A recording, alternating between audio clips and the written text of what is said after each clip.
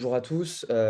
J'aimerais bien qu'on commence par se présenter un tout petit peu rapidement, juste pour savoir qui fait quoi. Moi, ce qui m'intéresse, c'est de savoir, est-ce que vous faites du Facebook Ads? Est-ce que vous faites du Google Ads? Si oui, comment? Quels sont, vos problèmes? Et est-ce que vous êtes sur, un e-commerce ou non? Voilà, voir un petit peu quelle est la typologie. Voilà tout. Je me présente brièvement, donc moi je m'appelle Alexis Arnist, je fais partie des, je sais pas comment on va appeler ça, mentor à l'incubateur sur toute la thématique digital marketing. J'ai été incubé aussi, j'ai monté une boîte qui s'appelle Trust2 et aujourd'hui je suis à mon compte. Je développe une agence marketing pour faire simple et donc ce que je vais vous présenter aujourd'hui, c'est ce que moi je fais au quotidien pour mes clients. Voilà, très simplement. OK, c'est parti. Alors, dites-moi si vous voyez bien mon écran, déjà dans un premier temps, parce que, mine de rien, des fois la technologie, je suis pas toujours au point. Oui, oui, Si, on c'est bon, voit. nickel. Oui. OK. Tac, très bien, j'essaie de bon, allez, on va faire ça comme ça. OK, donc l'idée, c'est de vous montrer comment, en partant de rien, du coup, on va vraiment repartir de rien, comment est-ce qu'on ouvre un compte Facebook Ads, et comment est-ce qu'on réfléchit, en fait, à lancer ses premières campagnes. On va faire la même chose côté Google. Je vais prendre un peu plus de temps côté Facebook parce que, vous allez voir que c'est un peu plus complexe, un peu plus, touchy, un peu plus d'étapes et cetera. Donc l'idée, c'est qu'on se donne 1 heure, ouais, ça va être ça, 1 heure pour Facebook et 45 minutes pour, Google. J'ai envie de dire, n'hésitez pas à m'interrompre. En même temps, il est probable que je réponde un peu aux questions au fur et à mesure. Aussi, je ne vous ai pas préparé de PowerPoint, parce que je suis extrêmement nul à ça et je pense que c'est pas, ce qui est le format le plus pertinent pour vous. À l'inverse, je vous ai préparé une to-do list, vraiment une méthodo, où vous allez pouvoir suivre, étape par étape. Alors c'est designé vraiment, à la Alexis, donc voilà. Mais ça a vraiment l'avantage qu'on va vous envoyer le lien à la fin, et en fait, l'idée, c'est de se décharger de toute la charge mentale de: «OK, en fait, j'en suis où? Qu'est-ce qu'il faut que je fasse? Est-ce que j'ai oublié quelque chose?» et cetera. Et assez souvent, j'ai essayé d'aller vous chercher un peu les pages d'aide. Ce qu'il faut se dire, c'est qu'en fait, bon, même si nous, on sait très bien faire parce qu'on l'a fait plein de fois, finalement, il y a vu que les outils évoluent énormément, on va très rapidement se retrouver, en fait, à relire un peu les pages d'aide mises à jour de Facebook ou de Google. Donc il faut un peu prendre aussi ce réflexe d'aller checker: «OK, mais en fait, comment est-ce que, Facebook nous conseille de faire, telle ou telle chose?» Voilà, ben, c'est parti. Je vous propose qu'on démarre donc sur Facebook.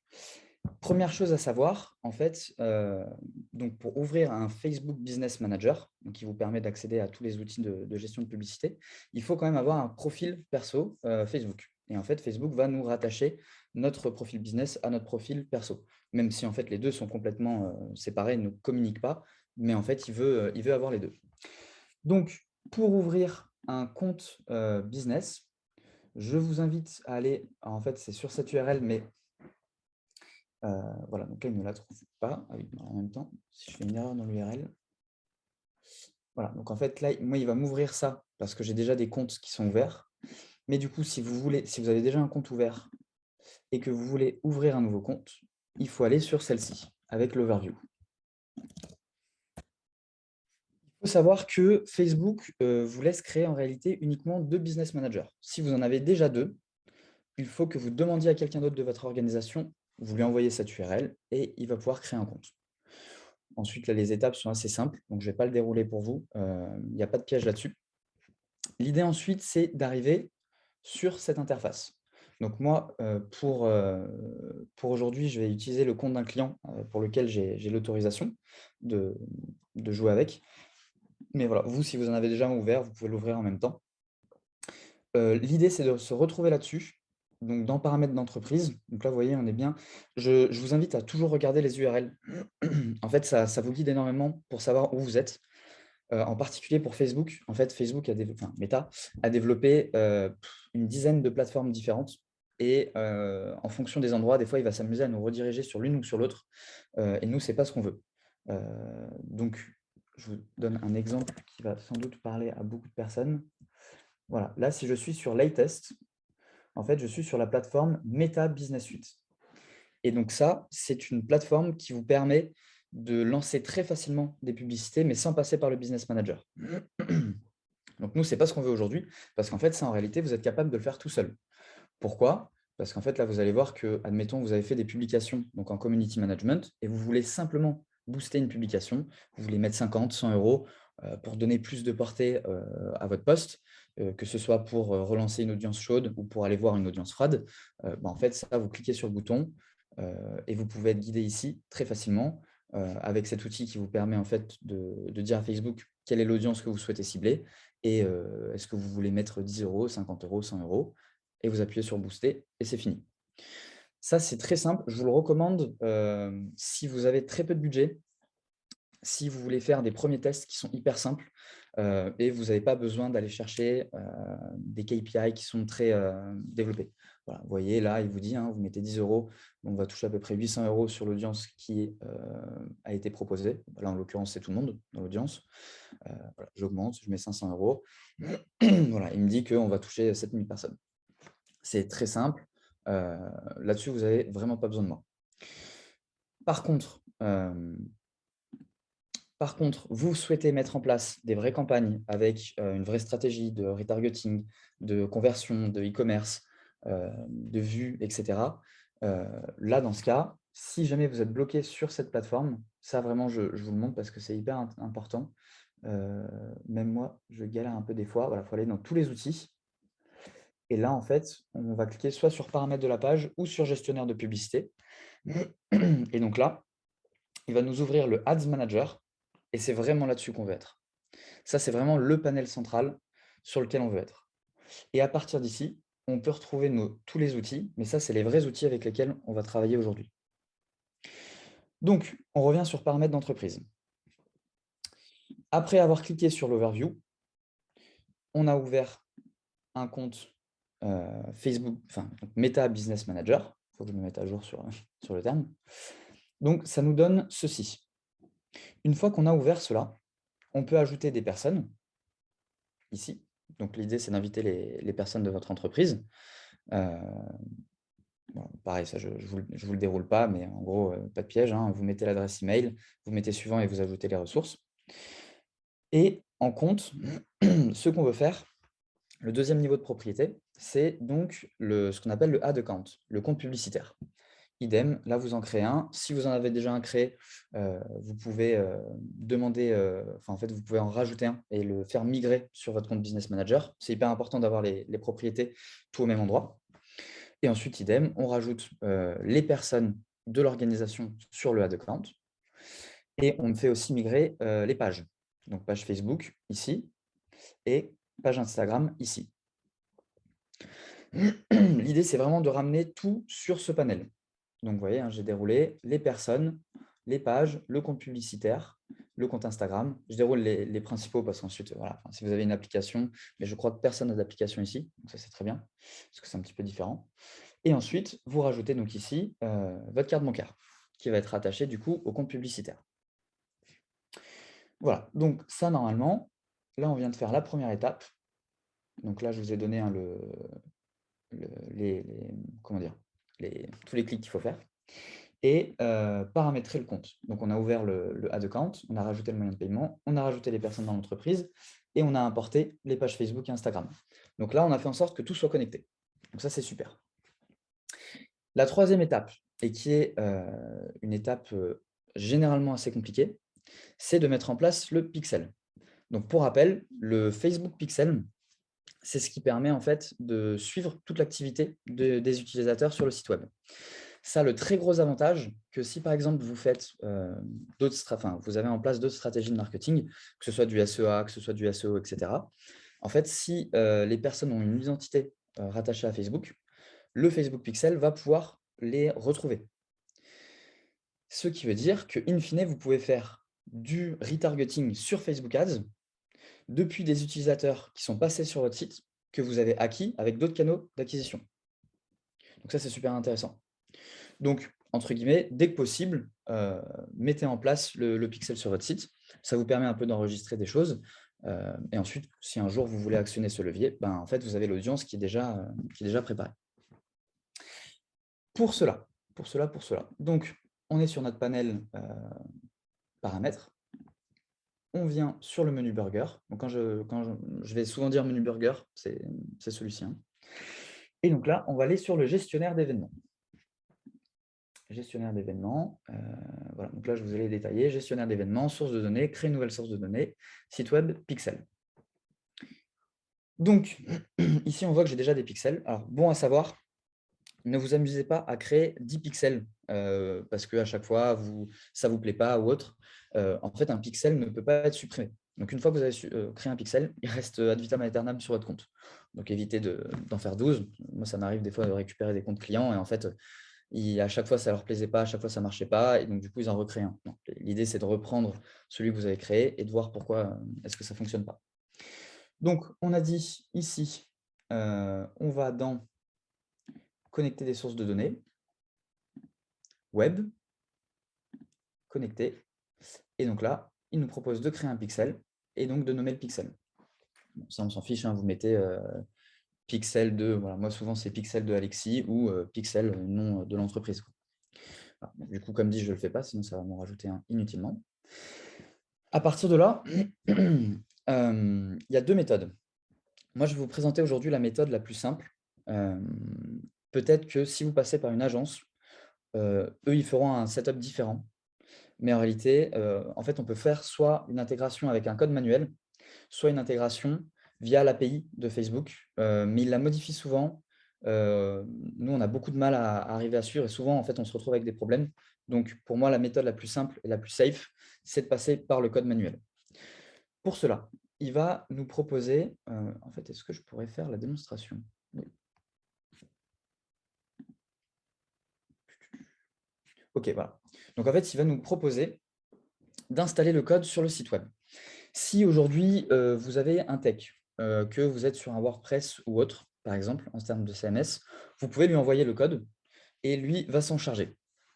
Si ce n'est pas le cas et c'est à vous de gérer tout, moi, ce que je vous recommande dans la méthode que je vous ai préparée, c'est en fait de passer par GTM. GTM, c'est Google Tag Manager. Ça se présente comme cela. Donc, c'est un outil Google qui vous permet en fait d'embarquer tous les tags, tous les scripts sur votre site web avec une seule intégration. Donc, c'est hyper pratique. On va reprendre,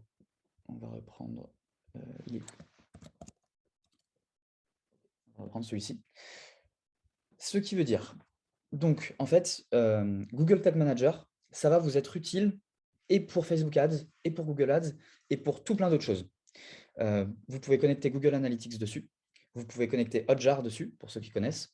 Vous pouvez connecter des outils de chat en ligne gratuits. Vous pouvez connecter votre HubSpot, votre Crisp, vous pouvez tout connecter dessus en fait.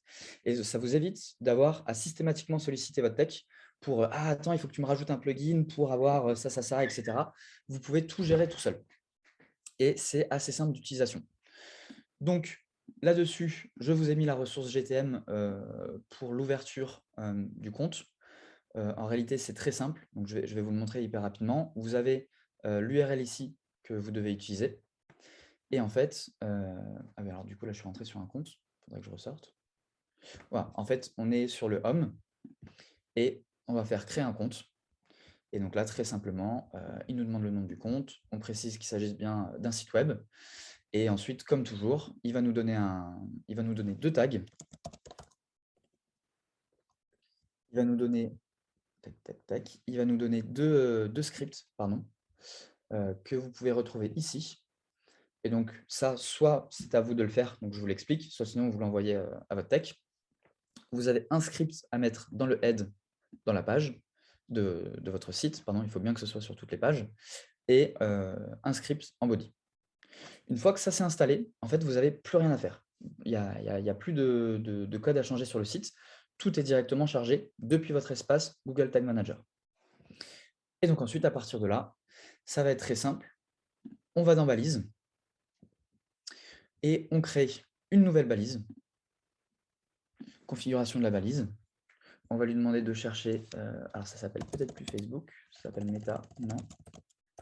Ok, donc ça va s'appeler HTML personnalisé. Et en fait, là, vous copiez simplement, on est où le code du pixel. En réalité, si vous avez bien ouvert votre compte GTM, etc., vous pouvez faire utiliser un partenaire, Google Tag Manager, et en fait, là, il va connecter le compte tout seul. mais il faut bien que vous ayez ça d'ouvert. Et en fait, il va vous créer la balise HTML personnalisée tout seul, avec le déclencheur qui est sur toutes les pages. Voilà. Ça, encore une fois, si jamais ce n'est pas clair pour vous aujourd'hui, parce que je sais que c'est… Vous inquiétez pas, là, c'était vraiment l'aspect le plus technique des 2 heures. Voilà. Donc, si vous êtes un peu perdu, c'est normal. Je vais vous récupérer ensuite, ça va devenir un peu plus simple. Tout est réexpliqué en fait sur la page d'aide. Et c'est pour ça que je vous mets ces ressources, parce que là, je sais que voilà, je vous donne ça comme ça, mais c'est loin d'être évident. Et c'est d'ailleurs pour ça que Facebook a créé, je ne sais pas comment on va appeler ça, mais en fait, ce petit outil qui va vous permettre en fait, de le faire plus ou moins de manière automatique. Mais des fois, ça plante. Et c'est pour ça que c'est important que je vous montre. Comme ça, vous avez au moins le visu sur en fait, à quoi ça ressemble et à pourquoi ça a planté. OK, il n'a pas réussi à faire ça. Voilà. On a notre pixel qui est installé sur le site. C'est super.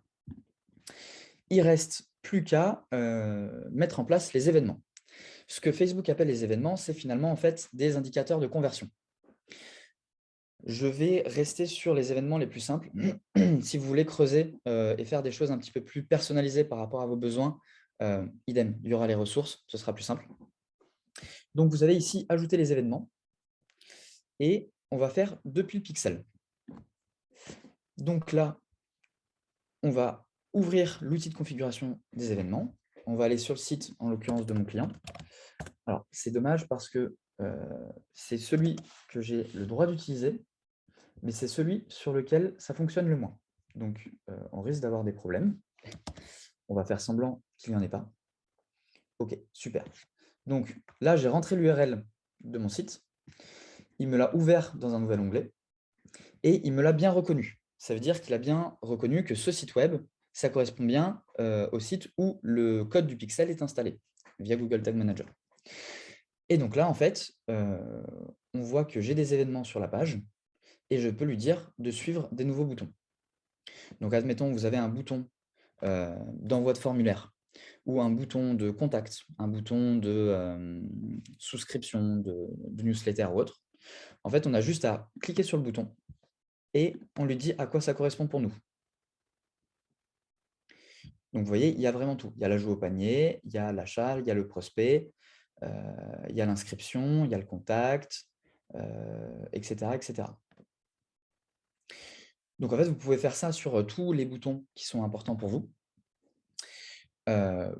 Pour le e-commerce, c'est un petit peu différent. On peut mettre en place, en fait, via le code, mais donc ça, il faudra en fait envoyer les informations à votre tech, parce que c'est beaucoup plus technique et du coup, les CMS sont différents.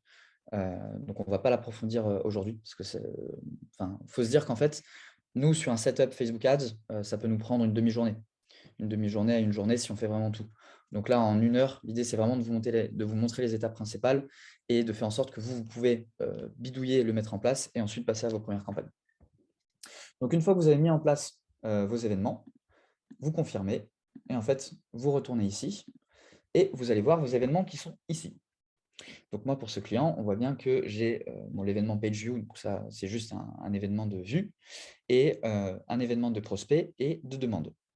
Donc ça, c'est des événements qui sont considérés pour moi comme des conversions et qui ont de la valeur pour mon client. Parce qu'en fait, lui, il fait de la lead gen. Voilà. Donc là, en fait, vous avez un pixel qui est installé. Vous avez des conversions qui sont installées et que vous allez pouvoir suivre. Donc ça, c'est super. En temps normal, on s'arrête ici. Sauf qu'il y a 1 an, Apple a décidé de faire la guerre à Facebook avec sa mise à jour iOS 14. Ça, vous en avez peut-être entendu parler. Qui, du coup, a changé beaucoup de choses. Qui a été un gros game changer pour Facebook, qui en fait s'est mis à flipper, parce que ça voulait dire énormément de pertes de tracking des données, et donc potentiellement une perte d'efficacité de l'outil gigantesque. Alors nous, on l'a senti, il y a eu une période de battement où ça a été un peu compliqué. Facebook a réagi et a en fait mis en place un nouveau protocole qui lui permet un peu de travailler un peu plus main dans la main avec Apple. Il y a quand même une perte de données qui s'est effectuée. Donc, on a quand même un avant et un après. Mais il a mis en place un peu un système qui permette de quand même récupérer de la data, donc de quand même alimenter son algorithme, puisque tout repose sur l'algorithme, et de quand même être pertinent sur nous, en tant qu'annonceurs, pouvoir faire des campagnes. Donc, je vous ai mis le protocole juste ici. Idem, il y a la page d'aide qui reprend pourquoi ils ont dû mettre en place ce protocole, comment est-ce qu'il faut l'implémenter, etc. Je vais vous le dérouler ici. Donc, on va faire semblant que j'ai qu'un onglet et que du coup, je dois retourner sur mon outil, sur mon menu burger. Je reviens dans paramètres d'entreprise.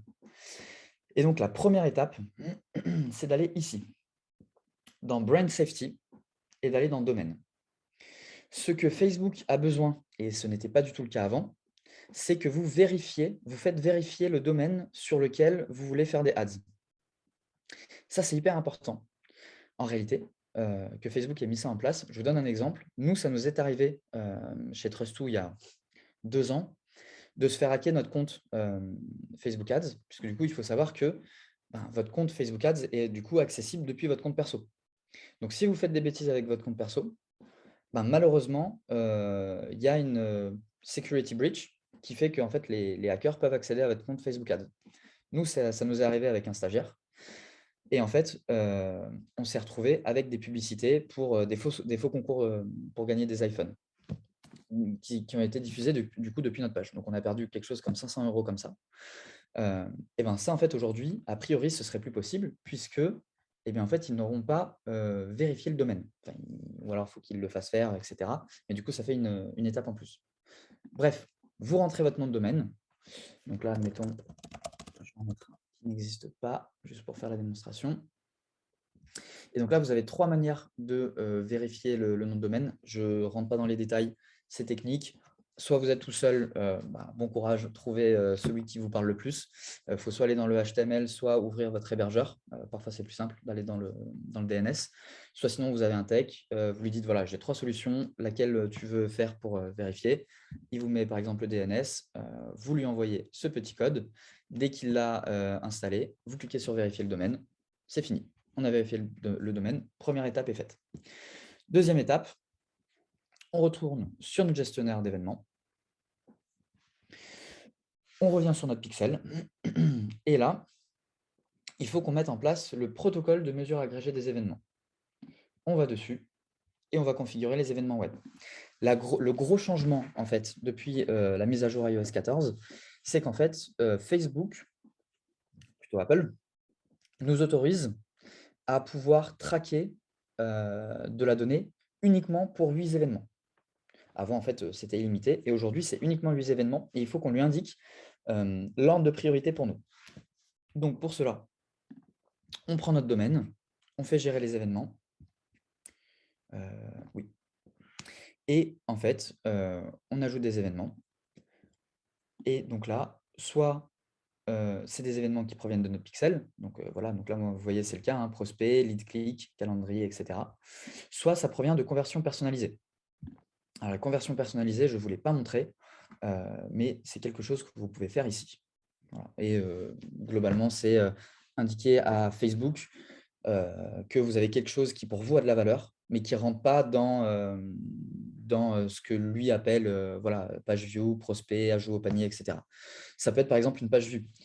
Si vous avez un formulaire d'inscription qui ensuite redirige sur une thank you page, vous pouvez lui dire tous les utilisateurs qui arrivent sur cette thank you page, ça a de la valeur pour moi, parce que ça veut dire qu'ils sont passés par l'étape de me filer leurs coordonnées et accepter de venir à mon événement.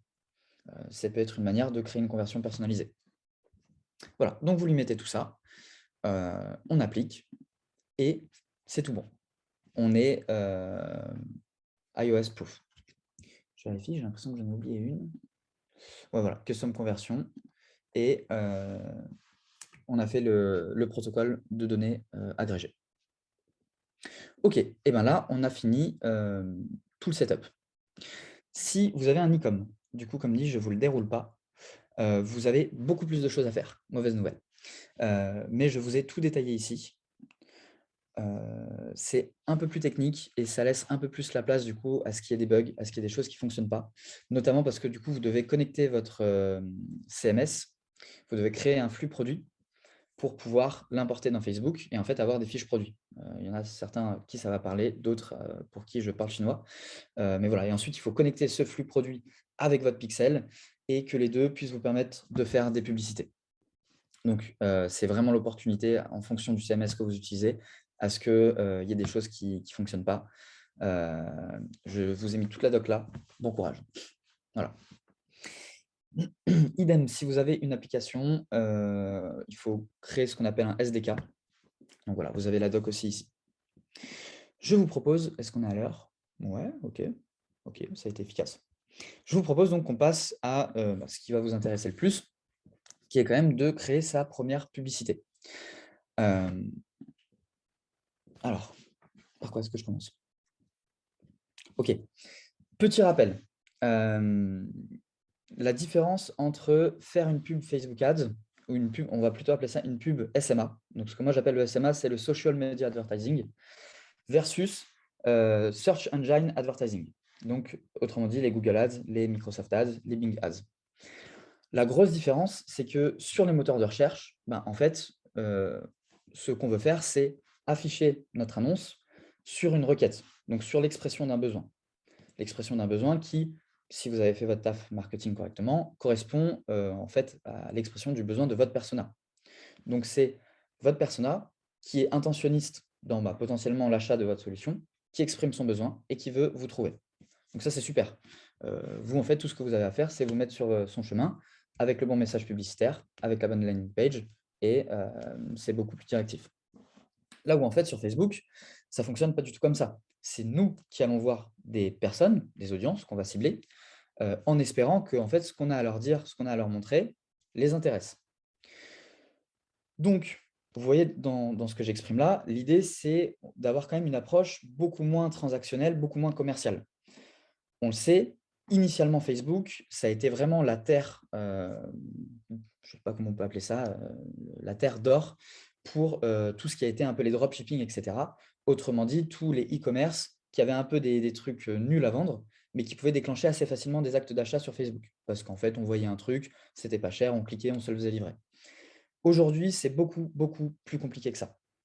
Le comportement du consommateur en ligne a quand même beaucoup changé. On achète beaucoup moins facilement sur un truc qu'on ne connaît pas, etc. On veut de la marque, on veut de l'éthique, on veut revoir des choses qui nous intéressent sans être trop sollicité, etc.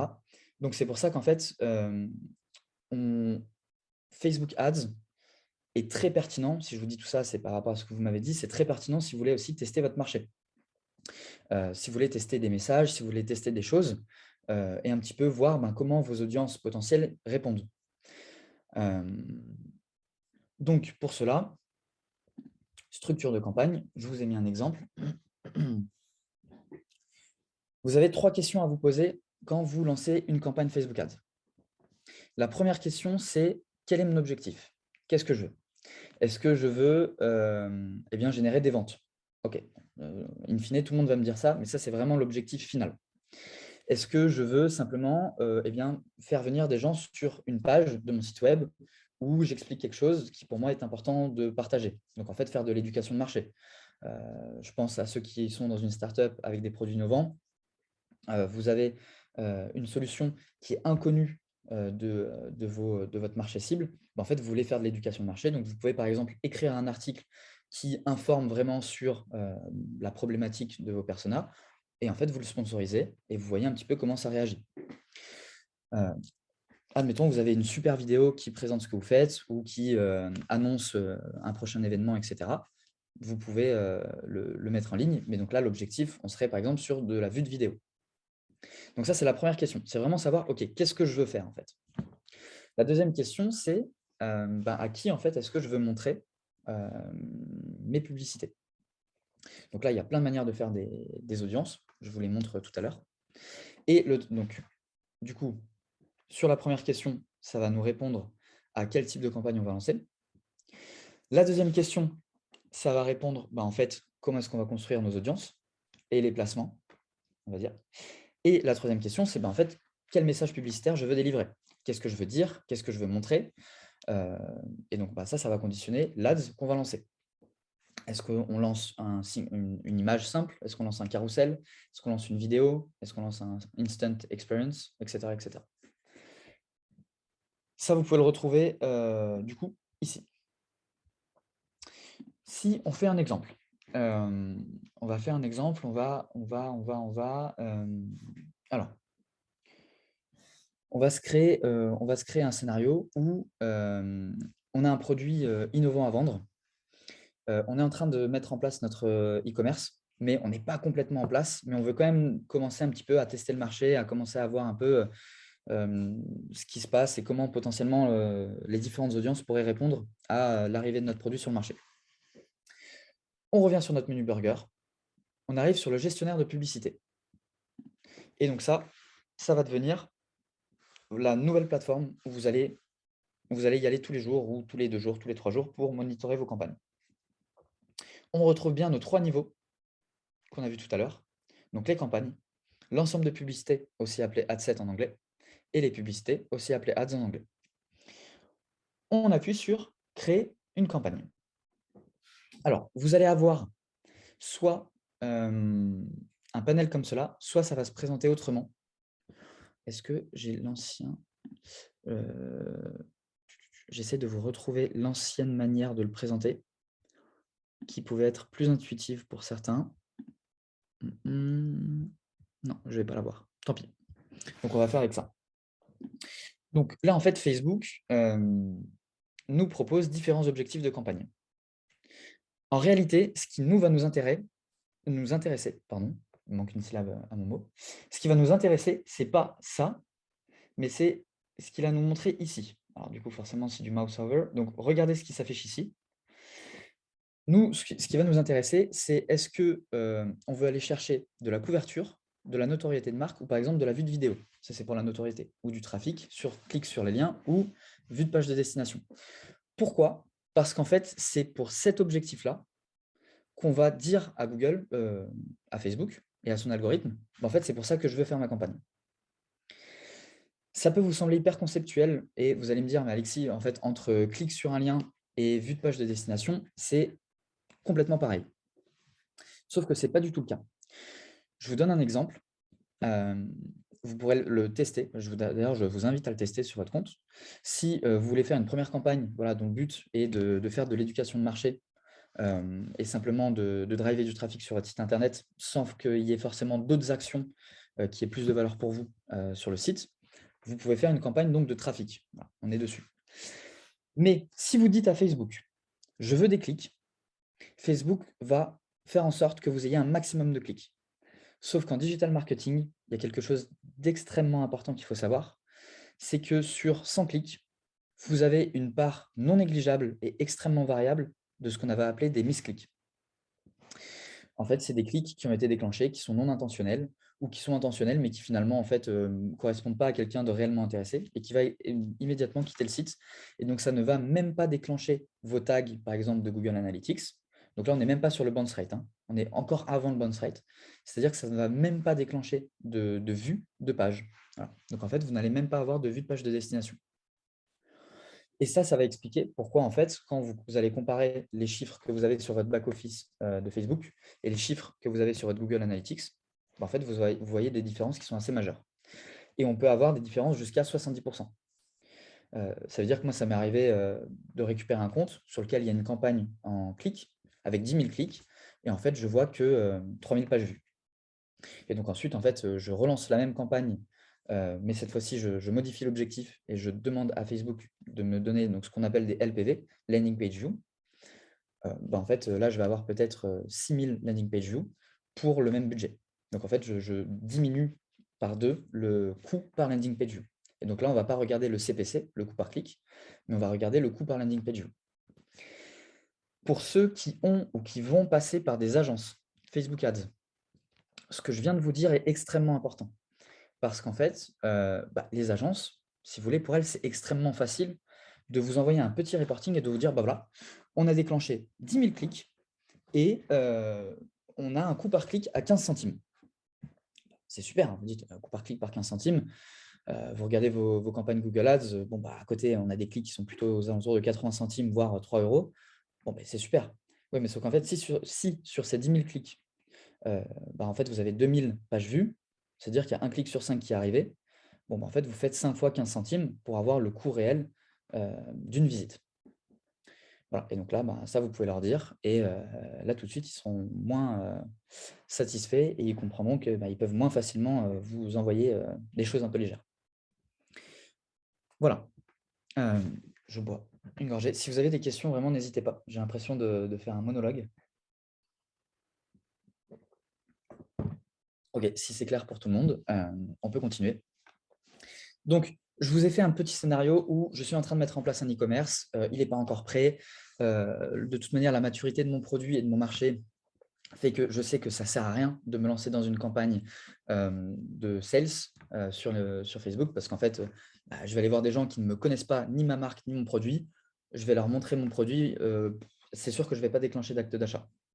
Donc, je vais faire une campagne. Je ne vais peut-être pas tous vous les dérouler parce que… Ouais. Donc, je vais faire une campagne en trafic. OK, je continue. Ça me crée ma campagne. Et donc là, vous retrouvez de nouveau vos 3 niveaux. OK, super. Vous nommez votre campagne, ça je vous laisse faire, ça, vous n'avez pas besoin de moi là-dessus. Type d'achat, on est systématiquement sur de l'enchère. Oui, en fait, là-dessus, il n'y a pas grand-chose à faire. Il y a ça potentiellement qu'on peut activer, je vais revenir dessus après. On va directement passer au niveau de l'adset. Et donc là, vous voyez qui nous demande déjà où va se passer la conversion qu'on attend. Étant donné qu'on veut driver du trafic sur le site et sur une page en particulier, une page qu'on a travaillée et qui va vraiment faire de l'éducation de marché, on lui met site web. Et où est-ce qu'il me l'affiche? OK, il ne me l'affiche pas encore. Voilà, OK. Il le cache tout en bas. Et donc, c'est ici où en fait, il va me demander pour quel objectif est-ce que je veux optimiser la diffusion de mes publicités. Donc là, vous voyez que vous avez des objectifs qui sont assez similaires finalement au display, qui sont le nombre d'impressions et la couverture. La différence entre les deux, c'est que, admettons, on a une audience de 200 000. Si je lui demande d'optimiser pour de la couverture, lui, l'idée, c'est d'essayer d'aller voir le plus de personnes possible dans ce pool de 200 000 personnes. Mais peut-être que du coup, il va aller les voir une seule fois. Quand je dis il va aller les voir, ce que je veux dire, c'est qu'il va aller montrer notre publicité qu'une seule fois aux 200 000 personnes.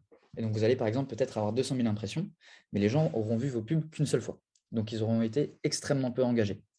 À l'inverse, si on lui dit impression, peut-être que sur les 200 000 personnes de notre audience, il va aller en voir que 20 000, mais il va aller les voir 10 fois chacune. À vous de juger ce qui vous semble le plus intéressant. Une personne qu'on va voir 10 fois, forcément, elle va mieux se souvenir de votre marque, de votre message, de votre produit, mais elle peut aussi être un peu saoulée. Il faut juger. Encore une fois, nous ici, notre objectif, c'est de ramener les personnes sur le site et de s'assurer que ce n'est pas du misclick et c'est bien des personnes qui veulent lire notre contenu. On optimise en vue de page de destination. OK. Tac, tac, tac. On peut décider ici du budget. Ce qui va se passer, c'est qu'en fait, ici, on va décider de l'audience. Je vais passer extrêmement rapidement sur les audiences parce qu'en réalité, ça, vous allez pouvoir trouver des ressources sur Internet qui sont très bien faites et qui vous expliquent les 3 types d'audience. Vous avez de l'audience sauvegardée qui correspond en fait à cet outil. Donc, c'est-à-dire que là, vous allez demander à Facebook de vous créer une audience. Admettons, moi, je veux vendre que sur Paris. Je veux vendre que aux hommes et qui ont plus que 40 ans. Tac, tac, tac. Je vous le déroule extrêmement rapidement. Et admettons, en fait, je vends du vin. Donc, je veux adresser les personnes qui sont… Non, je ne suis pas dans le bon truc. Pardon. Du coup, vu que je vais vite, je fais n'importe quoi. Voilà, pardon. Je vais dans le ciblage avancé. Et donc, je veux m'adresser uniquement aux personnes qui sont déjà intéressées par le vin. Donc là, je vérifie bien à côté, ici, je vérifie bien que quand je dis vin, il a bien compris qu'il s'agit de la boisson et pas de Vin Diesel, par exemple. Voilà. Ça peut arriver. Vous avez 2 fois le même centre d'intérêt, mais en fait, ça ne correspond pas du tout à la même chose. OK, tac, 20. Et donc là, on voit que il m'a défini une audience qui fait 400 000. OK, c'est très bien. Ça peut être mon premier pool d'audience. Ça, c'est une audience sauvegardée. Je peux aussi créer une custom audience. Donc, vous vous souvenez, je vous ai dit tout à l'heure, vous avez mis en place votre pixel. Admettons, vous faites énormément d'acquisitions via stratégie SEO, via stratégie SEA. Vous pouvez dire à Facebook, eh bien, je veux créer une audience uniquement avec les visiteurs de mon site web sur les 60 derniers jours ou sur les 180 derniers jours. Voilà. Je peux aussi lui dire, je veux créer une audience et montrer cette campagne exclusivement aux personnes qui sont allées sur mon site web et qui ont effectué telle action. Admettons, qui ont acheté. Et donc, en fait, là, je veux réengager mes consommateurs, je veux les fidéliser. Voilà. Ou à l'inverse, je veux aller voir uniquement les personnes qui ne se sont pas encore inscrites à mon événement. Donc, j'exclus les personnes qui ont réalisé la conversion événement. Inscription événement, pardon. Troisième type d'audience, c'est ce qu'on appelle les lookalikes. Je pense que vous en avez peut-être déjà Juste entendu 2 secondes, parler. Alexis. Comment on Oui. configure du coup ce genre d'action? Pour Ouais. dire, typiquement ceux qui ont vendu, ceux qui ont Alors, c'est hyper technique? non, non, non, c'est pour ça qu'en fait, je ne vais pas le dérouler parce que je ne peux pas tout vous montrer. Donc, dans le menu burger, tu as un panel audience qui est ici. Et donc, en fait, tu vas pouvoir créer tes audiences ici. Donc, c'est les 3 types d'audience qui sont, pardon, audience personnalisée. Donc, ça, c'est ce que j'étais en train de vous expliquer. C'est-à-dire, donc par exemple, tu récupères pareil, pardon. Admettons, vous avez fait énormément d'emailing. Vous avez une base de données clients ou une base de données prospects, admettons, de 2000, 3000 personnes. RGPD ou non, on s'en fout, il n'y a pas de vérification. Voilà, je vous le dis sincèrement. Bon, je ne m'engage pas juridiquement sur cette phrase, mais en soi, vous pouvez le faire. Vous récupérez une liste de 3000 prospects, vous cliquez ici et en fait, vous allez pouvoir l'importer. Et Facebook va essayer de matcher ces 3000 lignes avec 3000 comptes Facebook. Et donc ça, c'est super. Admettons qu'il a réussi, il vous a trouvé 2500 personnes. Et donc, il va vous proposer d'utiliser ce pool de 2500 personnes pour créer ce qu'on appelle une audience similaire. Donc, en source, on va aller chercher, voilà, par exemple, une base de données ici. Et en fait, on va lui dire, sur ces 2500 personnes, je veux que tu retrouves les 1% de personnes qui ont le plus de similitudes avec ces 2500 personnes. Et donc ça vous crée une audience de 1% qui fait… tiens, c'est drôle. C'est drôle, il ne me donne pas la taille. Ah oui, parce que là, il faut que je lui donne France. Et donc là, il va me dire, voilà, bah là, j'ai trouvé 488 000 personnes qui ressemblent énormément à ta base de données client ou prospect. Donc, c'est-à-dire que c'est des non-consommateurs relatifs pour vous. Voilà. Donc, voilà, pour te répondre, Salim, tout est là-dedans. Et je vous laisserai vous amuser OK, avec ça. ouais, j'explorerai ça. Ça marche. Voilà. Voilà, bah, en fait, voilà, comme vous voyez, moi, par exemple, sur ce client, j'ai créé toutes ces audiences-là. Donc, voilà, faut tester, quoi. Donc, j'ai créé mon audience. Je peux choisir les placements ici. Moi, honnêtement, quasiment systématiquement, je reste en placement automatique. Vous pouvez aller exclure certains placements. De par la nature de votre publicité, il y a certains placements qui vont être effacés. Admettons, vous voulez faire uniquement de la vidéo. Admettons, vous voulez faire uniquement de la vidéo sur Instagram, sur les placements qui vont être story et Reels. Bah, en fait, vous allez pouvoir les cocher uniquement ici. Voilà, on a story Instagram ici et on a, je ne sais plus où il est le Reels. Voilà. Non. Reels Instagram, voilà, bon, c'était juste à côté. Donc, on peut décider de cocher que ces deux-là et donc on va diffuser que sur ces deux-là. Ce qui va se passer, ce qu'il faut se dire, en fait, aujourd'hui, et je vais vous répéter exactement la même chose avec Google, en fait, plus on va mettre de contraintes à l'algorithme, plus on prend le risque quand même qu'il arrive à moins bien faire son travail et à nous coûter plus cher. En même temps, il faut quand même lui mettre un certain nombre de contraintes parce que sinon, il part en freestyle et il fait n'importe quoi. Donc, ça dépend vraiment de vos objectifs. Moi, quand je fais des campagnes avec objectif conversion, bah, en fait, je le laisse faire. S'il pense que en me mettant sur la Facebook Marketplace, qui peut être un peu un placement bidon, bah, en fait, il va me déclencher des actes d'achat comme ça, bah, tant mieux pour lui. De toute manière, c'est son taf, c'est d'aller me les déclencher.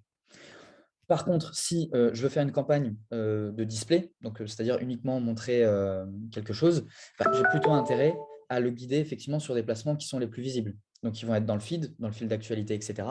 Et pas forcément sur ce qu'on appelle le in-article, qui est très peu visible. Voilà. Ou sur l'audience network. Je vais vite, hein, je suis désolé, parce que sinon on ne pourra pas tout faire. Troisième étape, la publicité. On vérifie bien qu'on est sur notre page Facebook et sur notre page Instagram. On peut créer une publicité ou on peut récupérer une publication existante. Moi, sincèrement, à chaque fois, je crée la publicité. Là, il nous demande le format. Je ne vous montre pas expérience dynamique. Si ça vous intéresse, vous pouvez cliquer dessus et découvrir le fonctionnement. C'est un peu plus technique, c'est un peu plus complexe, mais ça permet d'avoir quelque chose qui est un peu plus sympa, un peu plus complet, etc.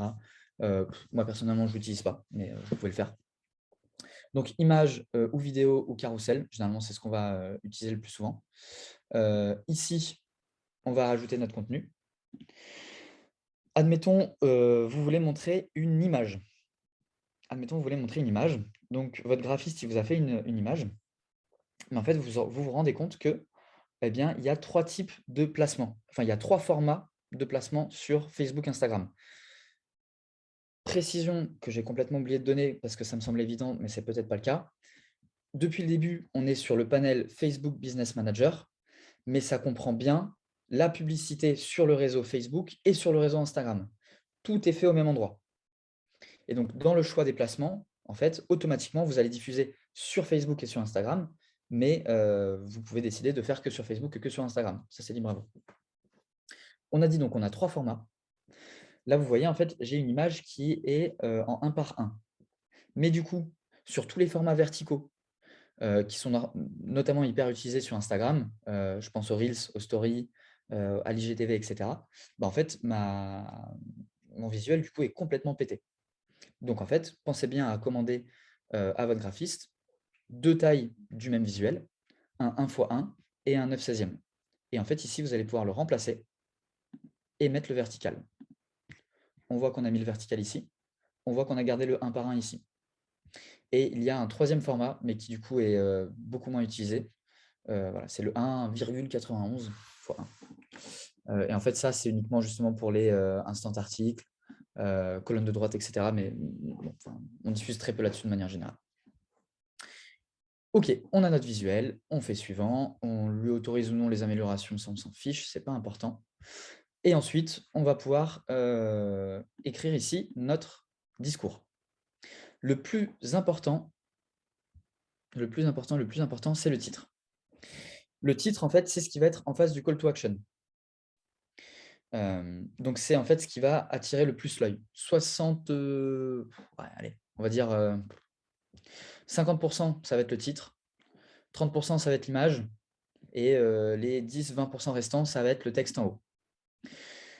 Pour cela, sur l'Excel que je vais vous envoyer, en seconde page, vous avez un édito Facebook Ads. Et donc, moi, en fait, je vous invite à l'utiliser pour remplir et conserver en fait un peu votre base de données de titres, de messages, etc.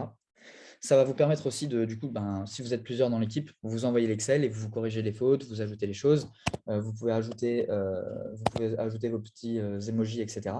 Et vous allez pouvoir voir le nombre de caractères maximum. Sur Facebook, en réalité, vous n'avez pas de vrai nombre de caractères maximum. C'est simplement des nombres de caractères recommandés pour, par exemple, éviter que la fin soit masquée. Voilà, tout simplement.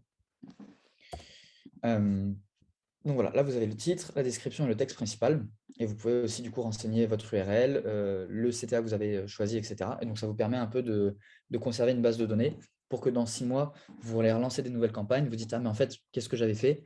Plutôt que d'aller fouiller dans votre gestionnaire de publicité, d'aller sur chaque pub, etc. C'est hyper chiant et hyper fastidieux. Vous pouvez tout retrouver ici. Et vous dire, ah oui, c'est vrai, j'utilisais ce titre, mais en fait, je me rends compte qu'aujourd'hui, ce n'est pas du tout le bon message publicitaire. Et je pourrais relancer la même campagne, mais en fait, changer le message que j'ai à délivrer.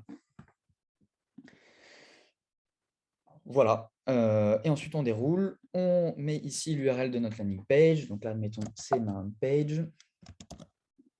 Je la rentre ici. En call to action, donc c'est en savoir plus pour lire davantage sur l'article que j'ai à proposer.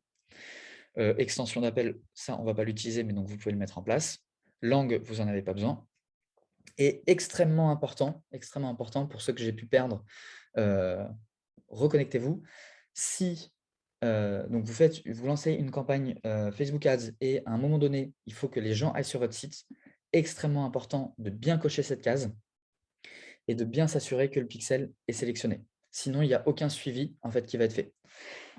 Et donc ça peut expliquer pourquoi vous avez mis votre pixel, vous avez lancé une campagne, il y a tout qui est parfait, et en fait, vous n'avez aucun metrics. Vous n'avez aucun KPI, vous ne comprenez pas pourquoi. Ça peut être à cause de ça, très simplement. OK, donc là, on a une campagne et on diffuse une pub sur une audience. Mais en fait, en réalité, on a 3 audiences. On peut tout simplement dupliquer ici. Alors, on peut même faire dupliquer rapidement. Et ça va me rajouter un deuxième ad set et une deuxième publicité. Et donc là, on remodifie l'audience. Donc là, on ne veut plus les hommes qui aiment le vin, mais par exemple, on veut les femmes qui aiment le vin. Je vous mets n'importe quoi, hein, évidemment, mais voilà. Et donc là, vous allez bien spécifier ici. Hein. Vous êtes sur campagne 1. Je ne sais pas, par exemple, vous pouvez nommer ad set 2. Là, on est sur femmes plus 20. Et moi, ensuite, ce que j'aime bien faire, c'est, par exemple, rajouter la taille de l'audience. Okay, donc là, je suis sur 436 000. 436K. Bon, après ça, tout le système de mettre en place les noms des c'est un autre sujet, ça, vous pourrez le faire tout seul. Voilà, et donc, du coup, ça nous fait, là, j'ai de nouveau 2 audiences et la même publicité. Sur la même audience, je peux A/B tester 2 messages publicitaires différents. Admettons, là, j'ai mis une image, je veux mettre une vidéo, je crée une pub, ça me l'ajoute bien en dessous, et donc je refais exactement les mêmes choses. Voilà. Derniers éléments, on a mis le pixel, mais on peut aussi mettre en place des UTM. Et donc, on va le faire ici. Et donc, en fait, Facebook nous propose d'embarquer automatiquement des UTM. Donc, source de la campagne. C'est quoi des UTM, Alexis? UTM, c'est ce qui vous permet de traquer, en fait, tout simplement. En fait, ça va vous permettre d'avoir la donnée de la campagne aux bons endroits dans Google Analytics, par exemple. Ce qui va vous permettre de confronter les chiffres qui vous sont proposés dans le Facebook Ads Panel avec les résultats que vous pouvez observer sur votre Google Analytics. Donc, en fait, en source de campagne, on met Facebook. Le moyen utilisé, là, ce qu'on est en train de faire, ça s'appelle du social paid. Le nom de la campagne, c'est ce qui va te permettre de retrouver dans Google Analytics la campagne. Moi, par exemple, je mets en dynamique le nom de la publicité. Et comme ça, en fait, ça me permet de voir le comportement des utilisateurs sur le site en fonction de la publicité par laquelle ils sont arrivés. Et donc là, si j'applique, ça me fait bien un UTM avec la source, le médium et le campagne. Et donc ça, ce sera rajouté en fait automatiquement à la fin de mon URL. Voilà. Et donc là, ensuite, soit j'appuie sur publier ici, soit je ressors. Je peux vérifier, donc j'ai bien une campagne que je n'ai pas renommée. J'ai bien deux audiences, 2 ad sets. Et du coup, j'ai en tout 3 publicités. Et donc, je peux ensuite cliquer sur ici, vérifier et publier. Donc là, évidemment, j'ai des erreurs parce que je suis allé vite. Et je publie. Ou alors, finalement, j'abandonne ce que j'ai fait. Donc ça, c'était la première campagne. Et ensuite, admettons, vous avez votre e-commerce, vous voulez faire de la vente. Et bien là, vous allez ici. Et donc, il y a plusieurs manières de le faire. Soit vous indiquez à Facebook un événement de conversion que vous avez mis en place. Et donc, vous optimisez la campagne pour cet événement de conversion. Ça peut être un achat, ça peut être une souscription de newsletter, ça peut être une inscription à un événement, etc. Ou alors, vous avez connecté votre flux produit et vous pouvez faire ce qu'on appelle de la vente catalogue. Pour ceux qui ne voient pas ce que c'est la vente catalogue, c'est quand, admettons, vous êtes allé sur Zara, vous avez vu une super veste très sympa, vous ne l'avez pas achetée, vous sortez de votre ordinateur, vous prenez votre portable en main, vous allez sur Facebook et vous voyez la veste. Vous dites, mais attendez, comment ça se fait? Je l'ai vue sur le site, j'ouvre mon portable et je vois le pack shot de la veste. En fait, ils ont connecté le Facebook Pixel, le flux de produits avec le Facebook catalogue. Et donc, en fait, ils ont vu que vous êtes allé voir un produit dont vous avez été intéressé, mais vous ne l'avez pas acheté. Donc, on vient vous le remontrer. Et donc, ça, c'est les campagnes de vente catalogue. Voilà, je crois que ça conclut cette première partie. Je suis désolé, j'ai l'impression d'être allé extrêmement vite pour essayer de vous montrer un maximum de choses. Évidemment, ce n'est pas du tout exhaustif. Il y a plein de choses qui n'ont pas été couvertes. Mais là, ça vous donne déjà un bon overview, je pense. Voilà. Je peux répondre à quelques questions si vous voulez, et ensuite on passera à Google. Je vous écoute. Enfin, si vous n'en avez pas, c'est très bien, hein, mais comment je Une fais pour question savoir? rapidement pour avoir l'avis d'un. Pardon, vas-y alors. Non, je voulais juste te dire que pour les néophytes, effectivement, ça donne un bon overview, mais on est sous l'eau. Mais ça Ouais. permet d'avoir, on reprendra Ok. ton pas à pas nickel après, mais super intéressant d'avoir la vision globale. Ok, alors ouais, j'imagine que pour les néophytes, j'ai peut-être dû vous perdre un peu, surtout sur la partie setup, etc. Donc du coup, encore une fois, vous allez tout avoir qui est là-dedans. Vraiment, le but, c'est que ça, c'est pour vous, c'est à disposition. Et Google Ads, accrochez-vous, ça va être beaucoup plus simple. Voilà. Cool. Je peux plus vous voir en grand, comment ça se fait? Bon. Salim, je crois que tu avais une question. Ouais, c'était juste pour avoir un peu ton avis, vu que tu es dans le domaine. J'ai l'impression qu'on utilise très très peu Facebook aujourd'hui par rapport à Instagram. Qu'est-ce que toi, t'en penses par rapport à ce que tu vois d'habitude? Ouais, très juste. Très, très juste. C'est pour ça qu'encore une fois, en fait, moi, je laisse souvent les placements automatiques. Et en fait, il fait un peu la part des choses tout seul. Ça reste quand même intéressant, Facebook, notamment parce que beaucoup des placements et des formats publicitaires ont d'abord été pensés pour Facebook, avant d'intégrer Instagram, etc., à toute la suite. Ce qui fait que, par exemple, sur Facebook, on peut faire des campagnes de likes. C'est-à-dire on peut demander à Facebook en fait, d'aller nous grossir notre communauté de fans sur une page, tandis que ça, on ne peut pas le faire sur Instagram. Donc, il ne faut pas l'oublier, Facebook, même si effectivement il est beaucoup moins utilisé. Même sur de la vente catalogue, etc., on va aussi déclencher de la vente là-dessus. Sur de la lecture d'articles, ça se fait super bien. Parce qu'en fait, aujourd'hui, Facebook, du coup, on l'utilise beaucoup, on scrolle et on va lire un peu les articles d'actualité, etc. Donc, si on a une campagne qui ressemble un peu à quelque chose d'informatif, les gens vont vraiment cliquer dessus. Mais du coup, voilà, vraiment, ça rejoint ce que je disais au début. Il ne faut plus prendre cet outil comme je le mets en place, je mets mon produit, je mets du budget et je vais vendre. Ça ne fonctionne plus du tout. C'est vraiment, il faut de l'éducation de marché, il faut aller voir des audiences, il faut les réengager, etc. Voilà. Ok. Et donc l'idée, c'est plutôt de laisser automatique et l'algo, c'est lui-même comment un peu gérer ça. Ouais. Honnêtement, ouais. Surtout sur vos premières campagnes, si on donne trop de contraintes, on prend vraiment le risque de passer à côté de quelque chose et de ne pas le laisser travailler correctement. Pour vous dire jusqu'où ça va, aujourd'hui, on a une nouvelle méthode qui a déjà porté ses fruits et qui est hyper contre-intuitive. C'est en fait de mettre en place une campagne et au niveau de l'audience, en fait, on ne renseigne absolument aucun critère. On ne dit pas on veut les jeunes à Paris qui correspondent à tels intérêts et qui ne correspondent pas à tels intérêts, etc. En fait, on ne met absolument rien. Et on laisse donc tout le pool en France, par exemple. Donc, je ne sais plus, ça représente, je crois, 50 millions d'utilisateurs. Et en fait, on dit à Facebook, ben, tu peux adresser ces 50 millions d'utilisateurs et à toi de comprendre quelle est la frange des utilisateurs qui va être la plus intéressée par ce que j'ai à proposer. Donc, c'est hyper contre-intuitif. Pendant des années, on nous parlait systématiquement de narrow audience, donc c'est-à-dire d'essayer d'être le plus ciblé possible, d'ajouter le maximum d'intérêt, etc., pour aller voir les gens qui correspondent le plus possible à notre persona. Et en fait, aujourd'hui, on peut aussi laisser complètement ouvert et ça fonctionne. Moi, j'ai un compte, une grosse boîte qui s'appelle ABBA, qui vend des jeux pour enfants, qui font, je crois, 15 millions en France.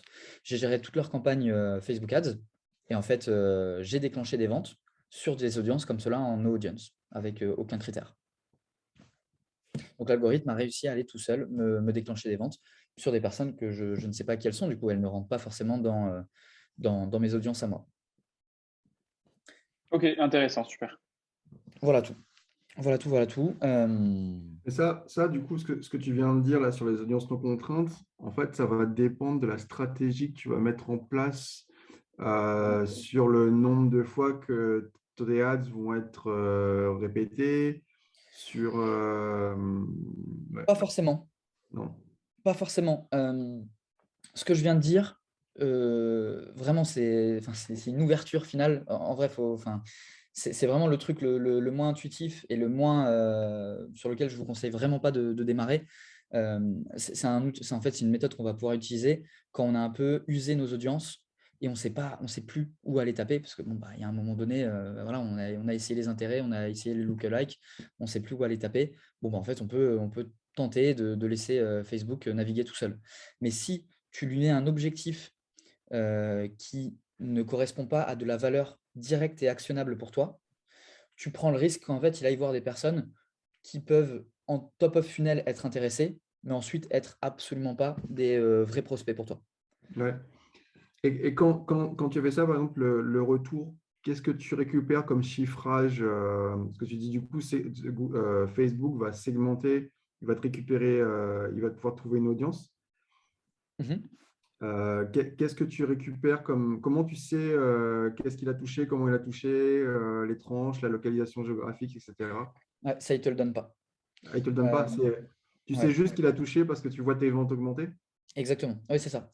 Alors, Ok. effectivement, j'ai oublié quand même enfin, parce qu'on n'a pas trop le temps, mais donc là, on est sur le gestionnaire de publicité. Donc, je vous ai montré comment créer une publicité, mais je ne vous ai pas montré comment lire ensuite les résultats. Donc là, on va prendre par exemple l'exemple de ce client. J'ai 3 campagnes en cours. Et donc là, je peux voir le budget que je mets. Je peux voir les résultats sur la page de période. Donc là, en l'occurrence, c'est sur ce mois-ci. Et donc, en fait, là, j'ai tous les KPI. Et donc, en fait, c'est là où tu vas regarder tes KPI en fonction des audiences.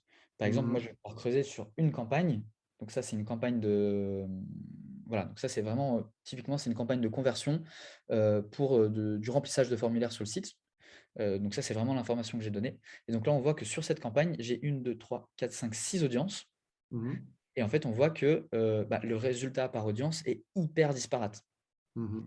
Donc là, par exemple, j'ai une audience qui ne fonctionne pas du tout. Mais du coup, je ne l'ai pas coupée parce qu'en fait, vu qu'elle ne fonctionne pas, en fait, il ne dépense pas dessus. Donc ça ne sert à rien que je la coupe. Si un D'accord. jour, il décide de dépenser dessus, ça voudra dire qu'il sait qu'il peut m'amener quelque chose. Donc là, c'est lui qui décide d'attribuer les montants en fonction du fonctionnement de l'audience. Oui, exactement. Exactement, c'est ça. Ok. Alors justement, je vois apprentissage et compagnie. Combien de temps faut les laisser tourner de ton expérience? Ça dépend complètement de ton compte, de ta campagne, de ton objectif et de ton budget. Tu vois, moi, ça fait 3 semaines, elle tourne cette campagne et il me dit encore qu'on est en phase d'apprentissage. À l'inverse, j'ai des campagnes, je peux les lancer et au bout de 3 jours, il est déjà en efficacité maximum. Mais en gros, ça veut dire qu'il faut laisser tourner au moins jusqu'à ce qu'il ait fini son apprentissage. Certains vont te dire que oui. En réalité, moi, je m'en fiche un peu qu'ils soient en apprentissage ou non. Ce qui m'intéresse, ça va être de regarder ça. Tu vois, et là, en l'occurrence, je regarde mon coût par résultat. Voilà. Et je vois qu'à la fin du mois, en fait, j'ai ramené des prospects à mon client à 20 euros. Donc, j'ai un CPL, un coût par lead qui est à 20 euros. Je sais que je peux monter jusqu'à 40 euros chez lui. Donc, en fait, c'est très bien, il est content et c'est parfait, quoi. Et idem. Quand tu dis tu as ramené des leads, en fait, c'est juste que des gens sont partis. En fait, tu as eu une impression par client, c'est ça? Mais parce que tu sais pas si ces prospects, s'ils ont été convertis en acheteurs après. Non, non, parce qu'en fait, lui, en fait, c'est son travail à lui de convertir les clients offline. Donc, en Ok. fait, lui, ensuite, il les rappelle, il les fait venir, etc., en l'occurrence. Donc, en Ouais. fait, le travail qu'on fait ensemble en digital marketing, il s'arrête réellement aux récupérations du lead. Donc, en fait, à l'inscription. Ok. Et ensuite, en fait, c'est à lui de gérer le reste. Donc, ce qu'on travaille D'accord. ensemble, c'est exclusivement l'apport de lead. Pourquoi? D'accord. Parce qu'en fait, il va convertir peut-être à 1 sur 100 ou à 1 sur 1000, mais il a un panier moyen de 8 000 euros. Donc, en fait, je ne peux pas, et de toute manière, ce n'est pas de la vente en ligne. Donc, en fait, je n'ai aucun moyen d'optimiser pour 1000 leads, dont un va rapporter 8 000 euros. Ça, Ouais, ouais. Facebook, Ouais. il ne le comprend pas, quoi. D'accord. Ok, donc ça, c'est pour bien comprendre, c'est ça. Le lead lui coûte 20 euros. 20 euros. C'est En ça. termes ouais, j'imagine, tu n'as peut-être pas de réponse idéale, mais en termes de coût justement par lead, il n'y a pas de ratio, il y a des bonnes pratiques, il y a des. Non, ça dépend entièrement de ton business. Ça dépend entièrement de ton business. Ça dépend aussi de la manière de faire du lead. Là, en l'occurrence, il faut se dire qu'on est à 20 € en coût par lead, mais parce qu'en fait, qu'est-ce qu'il y a derrière ce truc-là? C'est qu'en fait, on leur propose de s'inscrire pour qu'on leur donne, je ne vais pas vous dire quoi, mais en gros, on leur donne quelque chose. Voilà. Donc, en fait, là, on a mis en place une stratégie de ce qu'on appelle un lead magnet. Donc, en français, c'est un hameçon. C'est-à-dire qu'en fait, on leur dit, si vous inscrivez, on vous offre quelque chose. Donc, ça, c'est à vous de voir en fait quelle est la valeur que vous pouvez offrir à votre client sans lui offrir votre produit ou votre service. Mais du coup, pour l'intéresser suffisamment, pour qu'il vous découvre, pour qu'il se dise, ah bah, en fait, faut que je passe in fine par eux pour faire appel à machin. Ok. Donc là, ça fonctionne aussi parce que justement, on est quand même sur un système où on est prêt à offrir de la valeur. On offre quelque chose. Voilà. Et vous voyez que, en fait, par exemple, là-dessus, tac, tac, tac, là, je fais du retargeting sur tous mes visiteurs de site web sur les 180 derniers jours. Et on voit que j'ai un coût par lead à 8 € là-dessus. Donc ça, c'est plus intéressant. Enfin, et à partir de ça, ça te permet effectivement d'affiner ta stratégie en disant, OK, je vais peut-être mettre le paquet plus sur le retargeting que… C'est exactement ça. Maintenant, vous pouvez voir que sur ce client, par exemple, je ne l'ai pas fait. Et par exemple, j'ai une audience qui me ramène des leads, mais qui sont quand même à 32 €. Donc, c'est-à-dire qu'ils sont quand même beaucoup plus chers, par exemple, que 8 €. Pourquoi est-ce que je continue de la faire tourner? Parce qu'en réalité, en termes de volume de conversion, j'en ai 2 fois plus ici que ici. Ce qui fait qu'en fait, si je coupe tout là où c'est trop cher et je garde que là où c'est pas cher, en fait, je vais avoir un volume de conversion qui est inférieur à les objectifs du client, aux objectifs du client. Et en l'occurrence, vu que le client, lui, en fait, il veut du volume et là, le coût, il est très content. En fait, tout ce que je peux lui dire, c'est écoute, c'est super, j'ai des audiences sur lesquelles on a des leads, on n'en a pas beaucoup, mais ils sont vraiment pas chers, c'est incroyable. J'en ai d'autres, c'est un peu plus cher, mais voilà, là, on a quand même un bon volume, quoi. Voilà. Et donc là, sans rentrer dans les détails, ça, par exemple, c'est des audiences qui sont des lookalikes, donc réalisées à partir de bases de données ou de la donnée du pixel. Ça, c'est une audience de retargeting. Ça, c'est aussi une audience depuis une base de données connue. Et ces deux-là, ce sont des audiences à partir des outils de Facebook, donc de construction d'audience sauvegardée. C'est ce que je vous montrais tout à l'heure. Hommes, 20, 40 ans, Paris, etc. Voilà. Et si on va sur une audience, mettons, on va prendre celle-ci. On voit que j'ai testé 2 visuels complètement différents. Et on voit clairement qu'en fait, il y en a un qui fonctionne beaucoup mieux. Donc ça, c'est assez flagrant. Donc là, vous voyez que sur les 43 conversions, j'en ai 40 qui proviennent d'un visuel et 3 de l'autre. Donc là, je vous déroule ça parce que je pense que c'est important finalement, parce qu'en fait, on a beaucoup d'idées reçues sur comment on fonctionne. Et en réalité, ce n'est pas entièrement juste. Vous voyez, moi, je pourrais, admettons, ça, c'était ma première campagne, et j'aurais fait uniquement cette audience, et j'ai uniquement ces résultats-là. Je peux me dire, OK, Alexis, très clairement, donc là, c'est super, tu as testé 2 visuels, très clairement, celui-ci fonctionne, celui-ci est à jeter, prise de décision finale. En fait, ce qui se passe, c'est que si je regarde au niveau de la campagne, comment est-ce que je vais pouvoir faire ça? Non, ça ne va pas trop marcher. Bon, voilà. Si je regarde au niveau de la campagne, par exemple, sur ça, c'est l'audience IDF PL, on voit que le ratio est complètement inverse. J'ai 75% des conversions qui proviennent de l'autre visuel.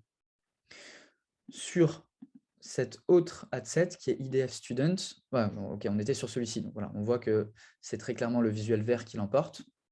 Sur le troisième, c'est équilibré. Sur le quatrième, on est davantage sur le visuel vert. Le quatrième, on n'a pas de résultat, on l'a dit. Et sur le cinquième, c'est davantage le visuel marron. Voilà. Qu'est-ce que je veux vous dire en vous montrant tout ça? C'est qu'en fait, c'est hyper important de mettre en place la structure. Donc moi, là, en l'occurrence, la structure, c'est j'ai une campagne, plusieurs audiences qui sont bien segmentées, et sur chaque audience, je laisse Facebook la possibilité d'avoir 2 messages publicitaires différents. Et ensuite, en fait, c'est lui qui fait son taf tout seul. Et donc, du coup, pareil, sur celle-ci, je ne coupe pas le visuel qui ne fonctionne pas parce qu'en fait, il ne me coûte rien. Voilà.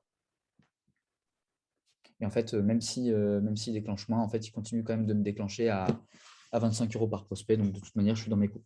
Voilà. Voilà tout. Est-ce que vous avez d'autres questions?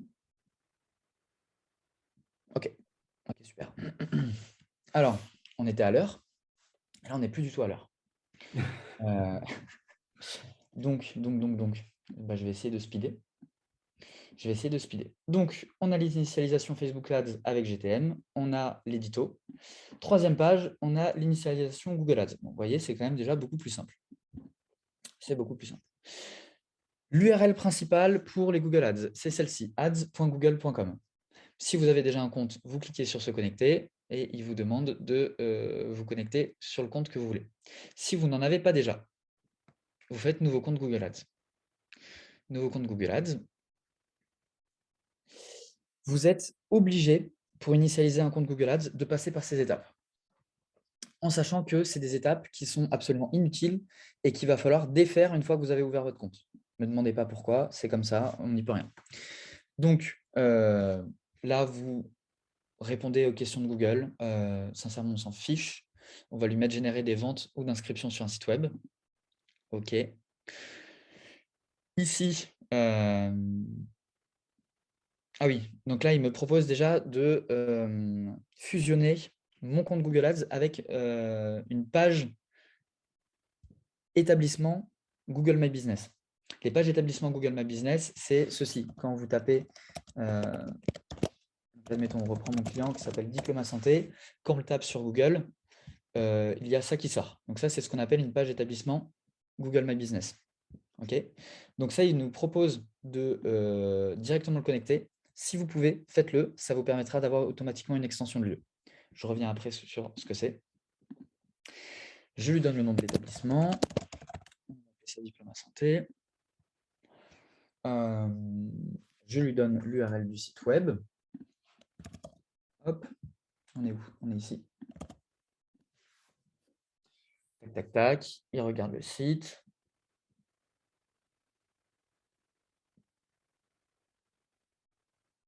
Donc, en fait, on est obligé de passer par cette interface-là pour initialiser un compte. Ce qui est très embêtant, c'est qu'en fait, par défaut, il nous met une campagne intelligente sur laquelle on peut faire très, très peu de choses. Ah, bon, alors attends. Nous avons détecté Google Analytics. Ok, bon, ça, vous pouvez le faire. Ça, c'est un nouvel outil qu'il a mis en place qui peut vous permettre de directement connecter votre Google Analytics. Bon, ça peut être pratique. Ensuite, il nous propose de rédiger notre première annonce. Donc, idem, là-dessus, vous pouvez passer directement. Moi, c'est ce que je conseille parce que bon, là, il nous a déjà rempli des choses. Donc, c'est bien. Et en fait, on s'en fiche parce qu'on ne va pas l'utiliser, encore une fois, cette campagne-là. Donc, on fait suivant.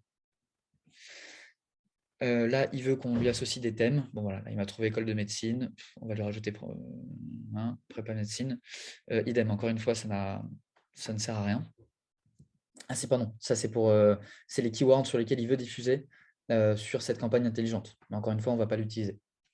Il veut savoir où est-ce qu'on veut diffuser la campagne. Bon, là, c'est bien, il a compris que c'est un client qui est à Paris. Je coche, je décoche. Voilà. Pareil, c'est assez intuitif. On fait suivant. J'essaie de passer là où c'est intuitif et vous n'allez pas avoir besoin de moi, et là où je sais que vous allez être susceptible de vous poser des questions. Bon, il nous suggère des budgets et il nous donne une estimation du volume de clics où on peut décider de lui mettre un budget par jour. Donc, il faut savoir que Google nous demande d'établir un budget quotidien, mais en fait, il ne va pas le respecter. Il va respecter un budget mensuel. C'est-à-dire qu'admettons, je lui dis, je suis prêt à dépenser 50 € par jour. Il y a des jours où il va me faire dépenser 30 € et il y a des jours où il va me faire dépenser jusqu'à 70 ou 100 €. Mais à la fin du mois, je n'aurai pas dépensé plus que 30 fois 50 €, donc 1 500 €. Je le précise parce que si vous allez commencer sur des campagnes Google Ads, vous allez voir que les résultats sont vraiment en dents de scie, la dépense est en dents de scie, tout est en dents de scie, et donc ça peut vraiment faire flipper. Mais en fait, c'est normal. On fait suivant. Il me demande de review la campagne. Donc, on a nommé la campagne, on a notre ads, donc les textes d'annonce, la zone géographique, les mots-clés sur lesquels on va diffuser et notre budget. On fait suivant. Et donc là, c'est la dernière page. On va rentrer les informations de facturation. Tac, tac, tac. À savoir, il y a une offre en ce moment, mais je ne connais pas exactement quels sont les critères d'éligibilité. Mais vous pouvez avoir jusqu'à 400 € de pub Google Ads offertes. Faut vérifier les critères d'éligibilité. Mais en vrai, ils sont assez honnêtes. Et s'ils l'affichent, généralement, c'est que vous êtes éligible. Donc ça peut être cool si vous voulez tester des choses, etc. Voilà, profil de paiement, machin, machin, toutes vos informations, ça, on s'en fiche. Vous rentrez votre moyen de paiement et là, vous faites envoyer. Quand vous faites envoyer, il va se passer deux choses. Soit ça va fonctionner, super. Et soit ça ne va pas fonctionner. Ça fait partie des choses où je peux un peu vous donner des règles à ce niveau-là. Moi, un coup sur deux, ça ne fonctionne pas et on est complètement bloqué.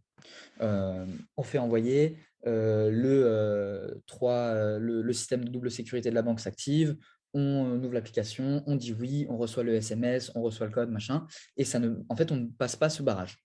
Il n'y a pas d'explication, il y a juste Google qui bug. Et donc, dans ce cas, vous les appelez ici. Vous insistez un peu si jamais ils ne veulent pas vous aider. Vous leur dites, bah voilà, j'ai tout rempli et je suis bloqué. Si urgent, il faut que je lance mes campagnes. Débloquez-le moi manuellement, s'il vous plaît. Et vous leur donnez le numéro de compte qui s'affiche ici. Voilà, une fois que ça c'est fait, ils vont vous dire ah ok, c'est bon. Soit vous recevez un email, vous cliquez sur le lien et ça vous ouvre. Soit ils vont vous dire relancez, gardez bien cette page ouverte et re-appuyez sur envoyer, vous refaites le 3D Secure et normalement là ça passe. Une fois qu'on a réussi ça, on arrive sur un panel comme cela. Peut-être que le panel ne va pas ressembler à ça et vous allez avoir en fait un bouton qui va vous mettre changer la vue. Vous cliquez dessus et vous changez la vue et ça va ressembler à ça. On a voilà, ah oui, pardon. Donc du coup, exactement, c'est bien pour ça qu'il y a la to-do. Donc on a changé la vue, on a notre compte qui ressemble à ça. Et en fait, là, on va aller dans campagne et on va immédiatement aller voir la campagne qu'on a lancée, donc cette fameuse campagne intelligente, et on la met en veille ou on la supprime. Comme vous voulez, je m'en fiche, tant qu'elle n'est pas activée. De toute manière, pas d'inquiétude. Si jamais vous revenez que 3 heures plus tard ou même 24 heures plus tard sur le compte, en réalité, le temps qu'il a ouvert le compte, qu'il a fait vérifier la campagne, etc., ça peut prendre, en réalité, 24 heures. La campagne aura probablement commencé à diffuser, mais si vous revenez 2 heures plus tard, elle n'aura pas encore commencé à diffuser. Donc voilà, juste vous mettez sur veille et vous êtes tranquille. Ok, on a bien mis on a bien mis en pause cette campagne d'initialisation. Et donc là, on va setup le compte. On est sur notre compte. On a cette grosse clé à molette, outils et paramètres. Et donc là, on a tout dessus. Donc, généralement, on commence par la fin pour la configuration. Donc, facturation, on vérifie qu'on est bien tout bon au niveau de notre carte bancaire, de notre profil de paiement. C'est hyper important parce que Google nous facture depuis l'Irlande. Donc, je crois qu'il faut bien quand même renseigner votre numéro de TVA intracommunautaire. Enfin, bon, bref, faites en sorte que tout soit clean. Et comme ça, Google est content. Très, très important. Si Google a la moindre suspicion sur votre légitimité ou la légalité de votre entreprise ou de vos actions, ils vous bannent et ça, c'est franchement un enfer.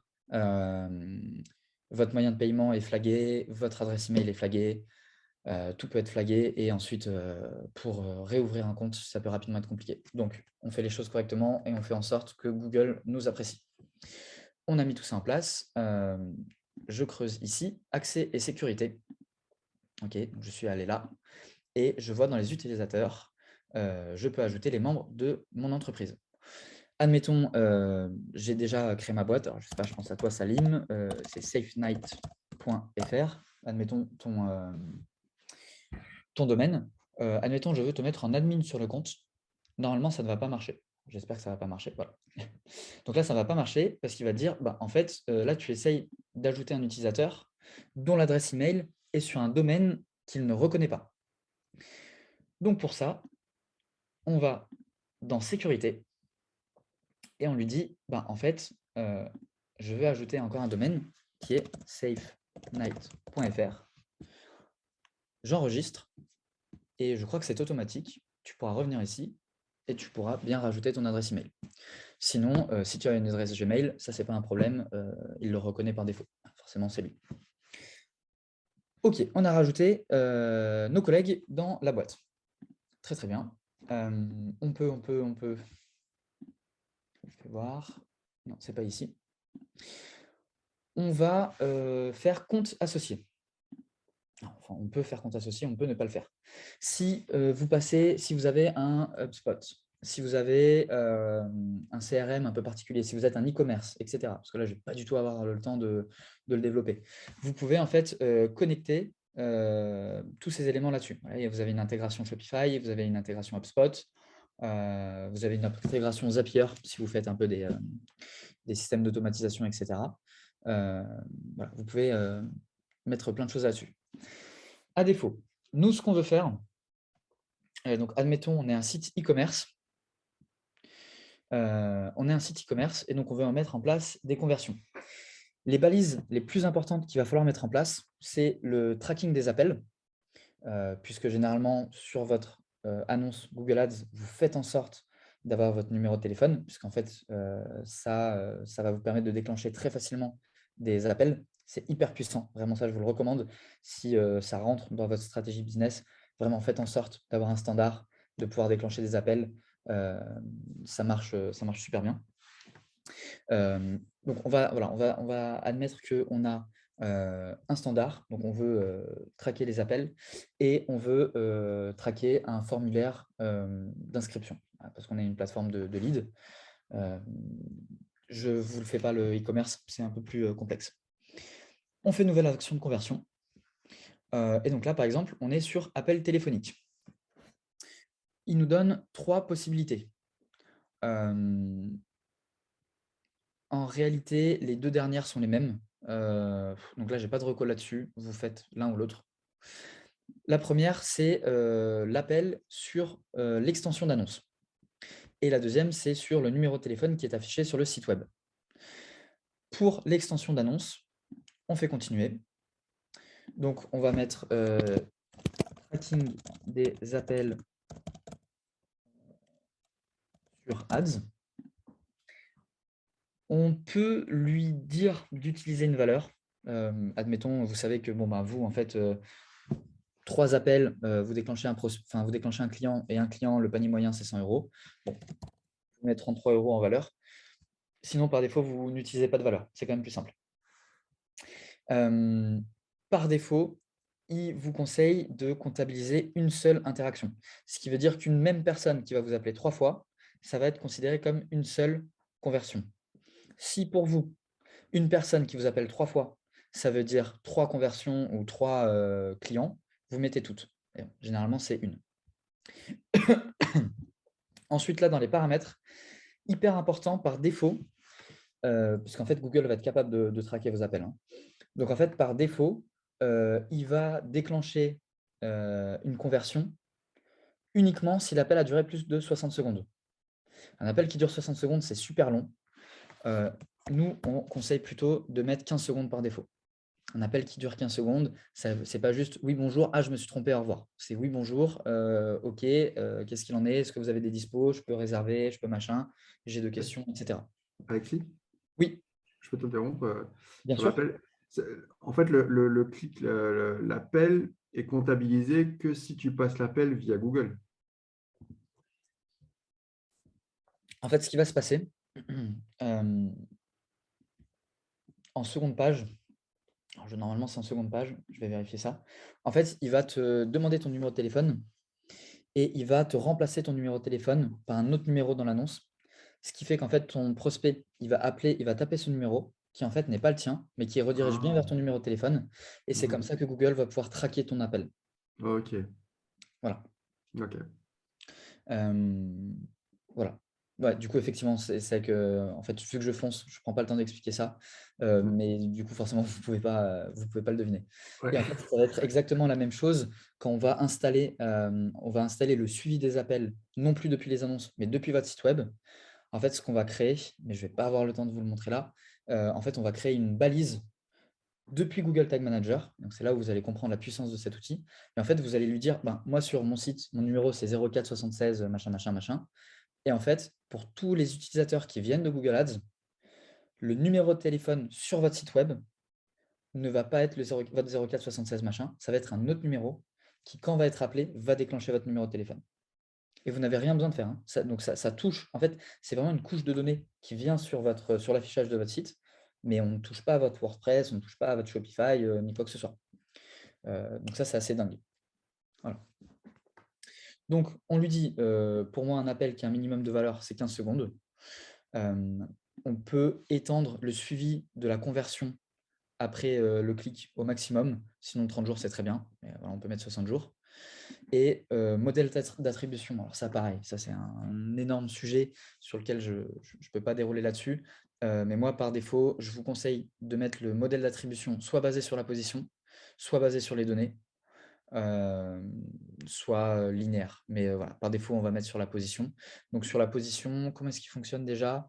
Ouais, c'est ça, il attribue 40% de la valeur au premier clic et au dernier clic, et 20% aux clics intermédiaires. Ça veut dire quoi? Ça veut dire que si vous avez quelqu'un qui vous découvre sur Google Ads, donc le premier clic, il vient d'une ads, il arrive sur votre site, il part, il revient après vous avoir trouvé dans Google, en organique, il revient une troisième fois après vous avoir trouvé sur Facebook via une pub, et en fait, il revient une quatrième fois via une ads, et là, il convertit. En fait, il va attribuer au premier clic et au dernier clic, donc de telle ou telle campagne, la valeur de conversion. Je vous ai fait un schéma, mais voilà.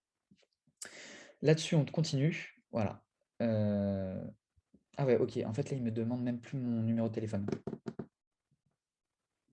Ok. Et donc, en fait, il va falloir que je crée une extension d'appel.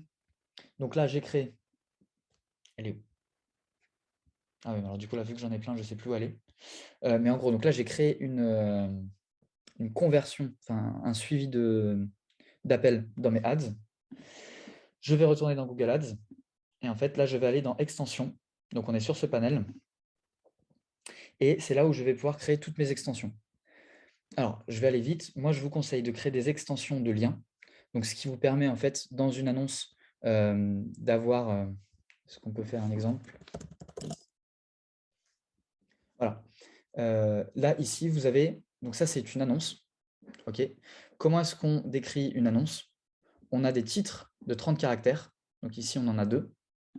On a des descriptions de 90 caractères. Ici, on en a aussi 2. Je pense qu'elle doit être 1 et 2, comme cela. Et là, on a des extensions de liens. Ce qui fait qu'en fait, si j'appuie dessus, donc là, ils ont décidé de mettre des mots qui sont susceptibles, moi, de me faire cliquer.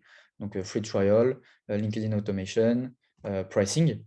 Et donc, si je clique dessus, en fait, je vais arriver, en l'occurrence, je pense directement sur la page de pricing. Là où, si j'avais cliqué là-dessus, en fait, j'arrive sur la landing page qui me présente leurs produits. Donc, je vous recommande de mettre en place des extensions de liens.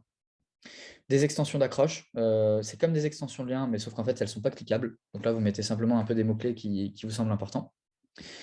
Et du coup, l'extension d'appel. Donc, vous allez pouvoir la paramétrer ici. Et ensuite, du coup, connecter cette extension d'appel avec le suivi de la conversion. Dernière extension qui est hyper importante, c'est l'extension de lieu. Donc, en fait, pour en rajouter une, on fait ici. Voilà, là, vous voyez, je vous ai parlé de lien annexe, accroche, appel, et la dernière importante, c'est la lieu, ensuite vous pourrez regarder les autres, extension de lieu, et donc en fait, c'est là où il va me connecter, tac, tac, tac, il va me connecter avec, bon, là, il ne me le trouve pas, il va me connecter avec ma fiche établissement Google My Business. Ok, j'ai paramétré tout ça, je reviens, je refais une conversion, et donc là, là, qu'est-ce que je peux vous montrer hyper rapidement? Je veux une conversion sur le site web. Ouais, en fait, c'est bien quand même parce que je me rends compte qu'ils ont mis en place de plus en plus des choses pour vous guider. Donc là, on lui donne le nom de domaine et on peut ajouter une action de conversion. Tac, tac, tac. Donc, admettons, on veut, encore une fois, on va faire une inscription. Une inscription. Donc là, ouais, on va mettre toutes les inscriptions ont de la valeur. Le suivi, tac, tac, tac, ça c'est ce qu'on a fait tout à l'heure. Donc, on va mettre que c'est pareil. Ah oui, non, attends, je ne veux pas utiliser de valeur. Tac. OK, inscription et oui, donc là. Voilà. Et donc là, on lui met utiliser Google Tag Manager. Et donc, pour cette inscription, on réouvre notre Google Tag Manager. Tac. On crée une nouvelle balise. On configure la balise en suivi des conversions Google Ads. Et donc là, on va rentrer la conversion ID qui nous a été donnée ici. Non, mince, je ne suis pas sur le bon truc. Et je suis là. Là, l'identifiant de conversion qui est ici. On copie, on colle. Conversion label, c'est celui-ci. C'est drôle, il a changé le... OK. Donc là, vous êtes en train de me dire, mais en fait, qu'est-ce que tu es en train de faire? Là, je suis en train de dire à Google, je suis en train de dire au compte Google Ads que une action spécifique sur le site est considérée comme une conversion pour moi. Et donc, je veux la traquer. Et donc, pour être sûr de la traquer, on rentre les informations de tracking sur mon Google Tag Manager. Et en fait, on vient créer le déclenchement qui peut être, donc là, moi, j'ai déjà personnalisé, ça va être les prises de rendez-vous. Si c'est trop compliqué, on peut aussi créer un déclencheur qui est une page vue dont, et en fait, on va spécifier une URL qui peut être par exemple la thank you page, c'est-à-dire la page de destination après inscription, donc qui est accessible uniquement lorsque les gens se sont inscrits. Et donc, en fait, il va comprendre tout seul dans l'algorithme que si les gens arrivent sur cette page, ça veut dire qu'ils ont rempli l'action de conversion qui a de la valeur pour nous. Donc, en fait, je vais optimiser les pubs pour aller chercher cette conversion-là. Je fais page vue, j'enregistre et c'est opérationnel. OK, donc là, en 10 minutes, je viens d'initialiser le compte. Je vérifie, donc j'ai bien mis mon extension de lieu, de téléphone, de lien, appel sur site web et sur Ads. Je vous ai fait la démonstration très brièvement de l'intégration Google Tag Manager. La dernière chose qui reste à faire avant de préparer une campagne, ça va être finalement, je vais revenir là, ça va être, donc on reprend toujours notre outil et paramètres, et on peut, bah tiens, il est où? Liste de mots-clés à exclure. Les listes de mots-clés à exclure, c'est hyper important parce qu'en fait, Google, dans l'idée, on va aussi essayer de jouer avec le moins de contraintes possible pour lui et on va le faire diffuser de partout. Donc, en fait, c'est hyper important que si vous savez qu'il y a des mots-clés, que ce soit des concurrents ou des mots gratuits, offerts, etc., ou des villes qui ne sont pas intéressantes pour vous, vous pouvez déjà les préparer. Donc, en fait, vous mettez une liste de mots-clés, tac, tac, tac, qui va être automatiquement exclue de vos campagnes. Et à partir de là, on est prêt, on peut lancer notre campagne en 11 minutes. C'est super. Comment est-ce qu'on fait ça? On reprend ici la structure d'une campagne Google Ads. C'est un petit peu la même idée, si ce n'est que là, on va extrêmement jouer avec vos différents produits et les regroupements sémantiques. Dans une campagne Google Ads, vous allez avoir un objectif. Là, on ne parle pas du tout de la même manière des objectifs de Facebook. Les objectifs de campagne Google Ads, c'est est-ce qu'on veut maximiser les clics? Est-ce qu'on veut maximiser les conversions? Est-ce qu'on veut maximiser, est-ce qu'on veut du ROI? Donc là, ça va être plus pour les campagnes shopping, etc. etc. Voilà, ça, c'est le genre d'objectif sur les campagnes Google Ads. Ce que je vous conseille, si vous n'êtes pas un e-commerce, enfin, vous n'avez pas là comme objectif de connecter un flux produit, faire de la campagne shopping, etc., le plus simple pour démarrer, si vous avez vos balises de conversion, c'est faire une campagne en maximiser les conversions. Donc, ça veut dire qu'on va ordonner à l'algorithme d'aller nous chercher au maximum ces conversions sur les contraintes qu'on va lui imposer. Sur une campagne, on peut mettre autant d'ad group qu'on veut. Sur un ad group, en fait, on va mettre les mots-clés qui vont nous correspondre aux requêtes sur lesquelles on veut faire afficher nos annonces. Et ces mots-clés, il faut qu'ils soient présents à un seul endroit sur notre compte. Là, je ne parle pas d'ad group, de campagne, c'est vraiment un seul endroit sur le compte. Donc, ça veut dire que sur un ad group, on va voir 3 mots-clés. Voilà, là, par exemple, vous voyez, ils vous ont montré, donc là, on a ces mots-clés-là. Et dans l'ad group B, 2, on a ces autres mots-clés-là, et ainsi de suite. Mais du coup, on n'a pas les mêmes mots-clés. Sur un ad group, idem, on va mettre une ou plusieurs annonces. On peut faire de l'A/B testing, comme je vous ai montré avec ma campagne sur Facebook Ads. OK. Maintenant que ça, c'est compris, tout ce qui nous reste à faire, c'est, et voilà, du coup, tac, tac, tac, ici, un outil que je vous montre, qui va être hyper puissant, surtout pour ceux dont vous êtes un peu à l'état d'idéation. Vous voulez un petit peu vous demander quel est le volume de recherche. Enfin, en fait, concrètement, est-ce que les gens expriment leurs besoins de notre produit ou est-ce qu'il est complètement inexistant, etc. Donc, en fait, on va utiliser l'outil de planification des mots-clés. Ça va nous donner l'information du volume de recherche par mois sur les requêtes qu'on veut potentiellement cibler. On fait trouver des nouveaux mots-clés. Donc, par défaut, on est en langue française et en France. Donc, on va rester là-dessus. Moi, en l'occurrence, mon client, c'est une prépa médecine. Donc, je peux tester prépa médecine. Je peux tester université médecine, hein, j'en sais rien. Et je veux tester médecine Paris, parce qu'en l'occurrence, il est sur Paris. J'obtiens les résultats. Et donc là, c'est super intéressant. Il me dit que en fait, par mois, j'ai 2900 personnes qui cherchent dans Google prépa médecine. Ok, super. Si je lui demande, il peut aussi me donner le prix moyen du clic. Alors, il se plante souvent, mais au moins, il peut nous donner l'indication. Donc là, on voit que sur prépa médecine, je peux potentiellement acheter le clic entre 43 centimes et 1,43 €. On fait juste 1 à x3, quoi. Voilà. Donc ça, c'est les 3 mots-clés que je lui ai proposés. Vous voulez intervenir? On peut filtrer par localisation, parce que toi, ce qui t'intéresse, par exemple, c'est les gens qui cherchent à Paris. Donc, est-ce qu'on peut faire des trucs comme ça? Ouais, complètement, tu as complètement compris. Exactement. Donc là, si je travaillais vraiment avec mon client et que je voulais vraiment faire attention, en fait, je ne lui donnerai pas ces chiffres-là. Je lui donnerai ces chiffres-là. Ok, c'est ouf, je ne savais même pas qu'on pouvait faire ça, c'est incroyable. Paris. Et donc là, j'exclus France, je mets uniquement Paris.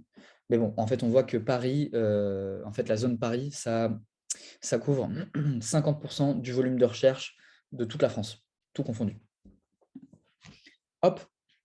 Et donc là, on voit qu'on n'est plus à 2900, on n'est plus qu'à 480. Ah oui, ok. Donc là, c'est quand même beaucoup moins. Donc par contre, ce qui va m'intéresser, c'est que en fait, il va me proposer d'autres idées de mots-clés. Alors, il me met tout et rien. Moodle médecine, je ne sais pas du tout ce que c'est, SMUPS non plus. Mais par contre, école de médecine, ça peut m'intéresser. Et en plus, je vois que je ne diffuse pas encore dessus. Bon, je vois aussi que là, il me propose 1000 mots-clés. Hein. Donc, voilà. Il y a beaucoup de mots-clés. Je peux tout sélectionner et je peux copier et exporter dans un Excel. Ça peut aussi me permettre de créer mes listes de mots-clés à exclure. Là, j'ai vu que SMUPS, Moodle, ça ne m'intéresse pas. Par défaut, je peux l'exclure. Ou je peux aussi, là, j'ai tout pris, mais admettons, on a dit qu'il y en avait un qui me plaisait bien. Alors, école de médecine. Bon, ça, en fait, c'est un mot-clé qui peut potentiellement m'intéresser. Je peux lui dire de me le rajouter dans une campagne qui existe déjà, de me le rajouter là-dedans. Et je crois qu'il vient de le faire. Ah oui, non. Voilà, en fait, là, il m'a mis ça. Et donc là, je lui dis le mot-clé, comment est-ce que je le veux? Ah oui, alors. 3 manières de faire diffuser un mot-clé. On peut dire à Google, voilà, globalement, moi, école de médecine, c'est un thème qui est pertinent pour moi. Donc, tu peux diffuser dessus, mais tu peux même diffuser sur faculté de santé. Donc ça, ce sera requête large. Ou alors, je lui dis, je veux que tu diffuses uniquement sur école de médecine, mais s'il y a des choses avant et après, je veux bien. Donc, école de médecine Paris, il va automatiquement diffuser dessus. Je n'ai pas besoin de lui dire. Ça, c'est la requête large. Ça, c'est l'expression exacte. Ou alors, je lui dis, je veux uniquement école de médecine. Donc, si j'ai Sorbonne, école de médecine, si je suis en mot-clé exact, je ne diffuserai pas dessus. Voilà. Donc là, je lui donne l'information que je veux. J'appuie sur ajouter le mot-clé. Et hop, il va me l'ajouter dans la campagne. Ok, donc ça, moi, je vous recommande d'utiliser ça pour un peu prendre tous vos mots-clés et vous allez pouvoir les mettre là-dedans. Ça, c'est un outil qui paraît très, très con, mais je vous recommande de ouf de l'utiliser. Donc, admettons, là, nous, on a vu que école de médecine, c'était pertinent. École de médecine, c'est pertinent, mais j'ai aussi prépa passe. En fait, école de médecine et prépa passe, sémantiquement, c'est des mots-clés qui sont complètement différents. Je n'ai pas un seul truc qui est en commun. Donc ça, moi, je vous recommanderais à terme de le séparer. Pourquoi? Parce qu'en fait, le niveau de qualité de votre campagne, de vos ad groupes et de vos annonces dépend de la pertinence sémantique des mots-clés que vous allez utiliser et de l'annonce que vous allez créer. Donc, du coup, je vous propose de les séparer comme cela. Et donc là, en fait, automatiquement, je vous ai mis les formules qui vous permettent de transformer le mot-clé qui vous intéresse en expression exacte ou en mot-clé exact, en fonction de ce qui vous intéresse. Il y a aussi une autre manière de travailler. Par exemple, pour mon client, admettons, j'ai deux termes génériques qui peuvent être utilisés, qui vont être école ou prépa. Et bien, en fait, ensuite, je peux faire comme ça. Et donc là, j'ai école médecine et prépa médecine qui vont sortir. J'ai le mot-clé passe, santé. Et donc là, en fait, automatiquement, j'ai école médecine, école passe, école santé. Et j'ai aussi prépa médecine, prépa passe, prépa santé qui vont m'être proposés. Et ici, au fur et à mesure, alors prépa passe, ça m'intéresse. Par contre, prépa, école, santé, ça, je sais que ça ne va pas être intéressant pour moi. Donc ça, je le rajoute ici. OK, 2 minutes. Donc, j'ai mes mots-clés. Je sais globalement ce que je veux diffuser. J'ai identifié 1, 2, 3 ad group. OK, c'est super. J'ai plus qu'à le lancer. Je reviens ici. Je reviens ici. Je suis sur vue d'ensemble. Peut-être qu'il faut que je reclique sur changer la vue pour avoir ce panel-là. J'appuie sur nouvelle campagne. Et donc là, on s'en fiche. Par défaut, on met trafic sur le site web. Il nous demande de s'assurer que toutes les actions de conversion qu'on a mis en place sont bien les bonnes. OK, on continue. Il y a plein de réseaux, il y a plein de types de campagnes. Ce que je veux vous montrer aujourd'hui et ce qui est le plus connu et ce que vous allez être le plus susceptible de faire, c'est les campagnes de recherche. C'est-à-dire, il y a des mots-clés qui sont exprimés, je veux diffuser dessus, je veux montrer mon annonce dessus. Donc, j'appuie sur recherche, on modifie le nom de la campagne. Il charge. Il charge. Des fois, il bug. On refresh.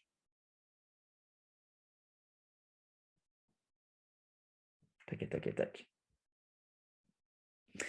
Bon, je suis désolé, je me rends compte que je voulais vraiment arriver à vous montrer et Facebook et Google. Mais en fait, même en allant vraiment à l'essentiel, c'est un laps de temps qui est vraiment trop court. Mais bon, de toute manière, vous allez conserver ça. Et ça va vous permettre, je pense, de faire déjà pas mal de choses. Alors, bon, voilà, ça arrive aussi des fois. Le panel Google Ads bug quand il s'agit de lancer une campagne. OK, et là, il me l'affiche. OK, donc là, on démarre, il nous demande notre budget. Donc, vous vous souvenez, on est sur un budget quotidien. Je lui donne 50 €. Il ne dépensera pas plus de 1 500 € par mois, mais par jour, ça peut changer. Et donc là, il me demande la campagne que je veux. Est-ce que je veux maximiser les conversions ou maximiser les clics? Donc, par défaut, on lui demande de maximiser les conversions. On peut mettre un garde-fou pour s'assurer qu'il ne va pas faire n'importe quoi. Donc, je peux lui dire, moi, je veux avoir des conversions maximum qui vont me coûter maximum 50 €. L'avantage en faisant cela, c'est qu'on s'assure de ne pas perdre ou de ne pas perdre trop d'argent. Le problème, c'est que c'est une contrainte qui est très grande pour l'algorithme et qui du coup risquent de faire capoter la campagne. C'est pour ça qu'on peut aussi se dire, en première campagne, je considère que j'investis 1 500 €. Je ne sais pas ce que je vais en tirer, mais j'investis 1 500 € et je vois ce que ça donne. On fait suivant. On décoche le réseau display parce que ça ne nous intéresse pas. On ne veut pas faire de display, on veut uniquement faire de la recherche. Et en plus, c'est une toute autre stratégie. Donc, on décoche bien. Par défaut, il nous le coche. Attention, il est malin parce que lui, ça l'arrange. En fait, il sait que derrière, il va pouvoir vous faire diffuser et vous dire « Oh là là, j'ai montré tes annonces de partout. » Mais en fait, ce n'est absolument pas intéressant pour vous. Pas de piège ici, on choisit la zone géographique comme sur Facebook. Donc voilà, je peux aussi choisir uniquement Paris pour mon client qui diffuse uniquement sur Paris. Il me prévient de la couverture. Je peux ajouter ou exclure des langues. Tac, tac, tac. Plus de paramètres si vous avez besoin. Ouais, ça c'est utile si vous avez besoin de faire durer la campagne que sur une semaine, par exemple, ou de ne pas diffuser le week-end, admettons. Voilà, pour ceux qui sont en B2B, je pense. Ça peut être utile de vous dire, bon, bah, en fait, moi, mes prospects, ils ne sont pas connectés sur l'ordi le week-end, ça ne sert à rien que je diffuse, je ne vais pas tomber sur eux. Voilà. On fait suivant. Allez, je me dépêche, on a quasiment terminé. On a notre premier groupe d'annonces, donc là, il s'appelle groupe d'annonces 1. On rentre nos mots-clés ici, et donc attention, c'est là où l'outil est utile. On ne rentre pas nos mots-clés comme ça, sauf si on veut que ça diffuse vraiment large. On rentre bien nos mots-clés, soit comme cela, pour s'assurer de ne pas diffuser sur des termes qui ne nous intéressent pas du tout. On copie-colle ici. Bon, là, du coup, on voit que, vu que j'ai mis n'importe quoi en mots-clés, il nous prévient qu'il ne va rien se passer. Et ensuite, il nous propose de construire l'annonce. On met notre URL. On peut rajouter deux éléments. Donc, admettons, moi, j'ai la homepage de mon client. Promis, dans 5 minutes, c'est fini. Hop. La landing page de mon client. Et admettons, je vais rajouter école médecine ici. Et donc là, je vais rajouter mes titres. Donc, je vais très, très vite. Un titre, ça prend 30 caractères. Le best practice, c'est d'avoir une majuscule entre chaque mot. Donc, par exemple, je peux faire école de médecine, comme cela. Je peux faire prépa passe. Voilà, je peux mettre nouvelle passesse, etc. etc. Mes descriptions, c'est 90 caractères. Les titres, je vous recommande d'en mettre entre 6 et 8. C'est hyper important de faire augmenter l'efficacité de l'annonce ici. Donc, pour ça, là, il nous guide. Il faut qu'on rajoute des titres. OK. Et il faut que je rajoute les mots-clés sur lesquels je diffuse. Et c'est là où vous allez comprendre la pertinence de segmenter en fait les ad groups et donc les annonces en fonction de la sémantique de vos mots-clés. Donc, plus on va enrichir avec mes mots-clés, plus je vais avoir une note qui est meilleure. Tac, tac, tac. J'appuie sur OK. Je rajoute les extensions, mais qui normalement vont être automatiquement. Je vérifie la campagne. Donc là, il y a plein d'erreurs forcément. Et je la lance. Et voilà. Une fois que la campagne est lancée, ensuite, on monitore un petit peu. Donc, je vais retourner là. La première manière de faire du monitoring, c'est de regarder les mots-clés. Et donc là, vous allez voir, par exemple, il va me dire... Ah, il rebug. Ah oui, et voilà, je suis allé trop vite. Quand je fais mon annonce, un autre outil que je vous mets à disposition qui est très, très, très utile, vu que vous allez faire plein d'annonces, vous allez reprendre parfois les mêmes descriptions, vous allez changer les titres, etc. Je vous invite systématiquement à rentrer vos titres et vos descriptions ici. Et d'ailleurs, vous allez pouvoir contrôler, même quand vous avez des idées de titres en dehors de quand vous êtes sur votre compte Google Ads, vous pouvez tester, OK, prépa, médecine, diplôme santé. Ok, et bien là, ça marche parce que mon titre fait que 28 caractères. Donc, c'est super, je suis bien dans les 30 caractères. Donc, je sais que sur cette annonce, j'utilisais prépa médecine. Mais en fait, sur celle-là, j'aimerais bien plutôt essayer école médecine. Ok, je copie-colle et c'est parfait. J'ai déjà toute ma banque de données qui est là. Je vous disais, pour le monitoring, on peut voir que là, par exemple, il me dit que sur Faculté Médecine Paris, j'ai pris 168 clics. Mais en réalité, si je vais dans les termes de recherche, je vais voir qu'en fait, j'ai diffusé sur plein d'autres choses. Puisque du coup, je lui ai donné des indications, mais de manière assez ouverte. Et donc, il est allé chercher d'autres mots-clés. Voilà. Je viens donc de finir de vous donner vraiment du 80-20, les éléments les plus rapidement actionnables. Il y a évidemment plein de choses, hein. Nous, on peut faire de la formation pendant 10 heures pour vraiment creuser ces outils, etc. Là, l'idée, c'est vraiment que vous puissiez faire des choses facilement, rapidement et qui peuvent fonctionner et déjà vous montrer des premiers métriques, quoi. Voilà. Est-ce qu'avec Google Analytics, est-ce qu'on peut coupler du travail de Google Ads avec Google Analytics? Ouais, complètement.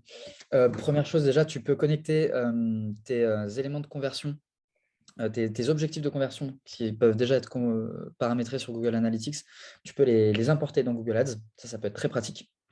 Deuxièmement, tu as tout un panel campagne dans Google Analytics qui reconnaît tes campagnes Google Ads et qui peut aussi te donner des indications. Ça peut te donner des indications sur le comportement des utilisateurs sur ton site. C'est très bien fait. Et c'est d'ailleurs pour ça que là, je ne vous ai même pas montré comment faire des UTM pour Google Ads. Parce qu'en fait, en réalité, vu que Google Ads, Google Analytics, sans surprise, on est sur la même maison mère, en fait, il le reconnaît tout seul. Donc, en fait, il arrive très, très bien à vous montrer de la data Google Ads depuis Google Analytics. Ouais. Donc, hyper important de paramétrer tout ça aussi. Google Analytics qu'on peut aussi du coup mettre en place directement via GTM, via Google Tag Manager. Voilà. Ok, merci. Avec plaisir. Voilà, n'hésitez pas en vrai si vous avez des questions. Après, je pense que tout le monde veut aller démarrer le vendredi. Je pense En vrai, c'est super intéressant. J'avoue que là, moi, je vais avoir besoin de mettre les mains un peu dans le moteur, de tester un petit peu et quitte, je ne sais pas si c'est possible, mais peut-être à te refaire un petit mail prochainement si j'ai 2-3 questions. Parce que ouais, là, en fait, j'ai découvert plein de trucs et j'avoue qu'il faut que je teste avec ma plateforme et que je regarde un peu, que je joue un peu avec ça, quoi. Bien sûr, bien sûr. Surtout qu'en réalité, là, on a été extrêmement superficiel et chaque entreprise a vraiment ses problématiques et tu vas devoir vraiment ajuster comment est-ce que tu réfléchis à ton funnel, à tes éléments de conversion, à l'installation de tes balises, etc. Donc, ouais, forcément, ça va vous demander, je pense, un petit peu de gymnastique et de réfléchir, de regarder, etc., toutes les ressources. Je peux être dispo pour vous. Je pense qu'il faudrait qu'on voit comment est-ce qu'on passe dans le cadre de l'incubateur et de ceux qui peuvent bénéficier de budget temps, etc. Ça, je pense qu'il faudra qu'on se rapproche de Christelle pour voir ça. Mais sinon, complètement, ouais, OP pour vous filer un coup de main encore. Avec plaisir. Merci beaucoup. Ok, super. Eh ben, écoute, Christelle, est-ce que tu veux rajouter quelque chose ou... Non, un grand merci. Je pense qu'il faut qu'il y ait une petite phase de digestion maintenant et d'application parce que c'est souvent quand on pratique que les questions émergent. Je propose que chacun essaye de mettre en pratique les bons conseils que tu as pu leur partager. Je pense qu'il peut effectivement y avoir, alors si c'est des petites questions, Alexis, si tu es OK, on fera une mise en relation. Après, s'il y a besoin d'1 heure, 2 heures ou plus, passer en particulier pour accompagner et pour impulser un peu les choses, faites-nous la demande et puis on regardera. Ok. Allez, top. Voilà. Super. Eh bien, écoutez, merci à tous.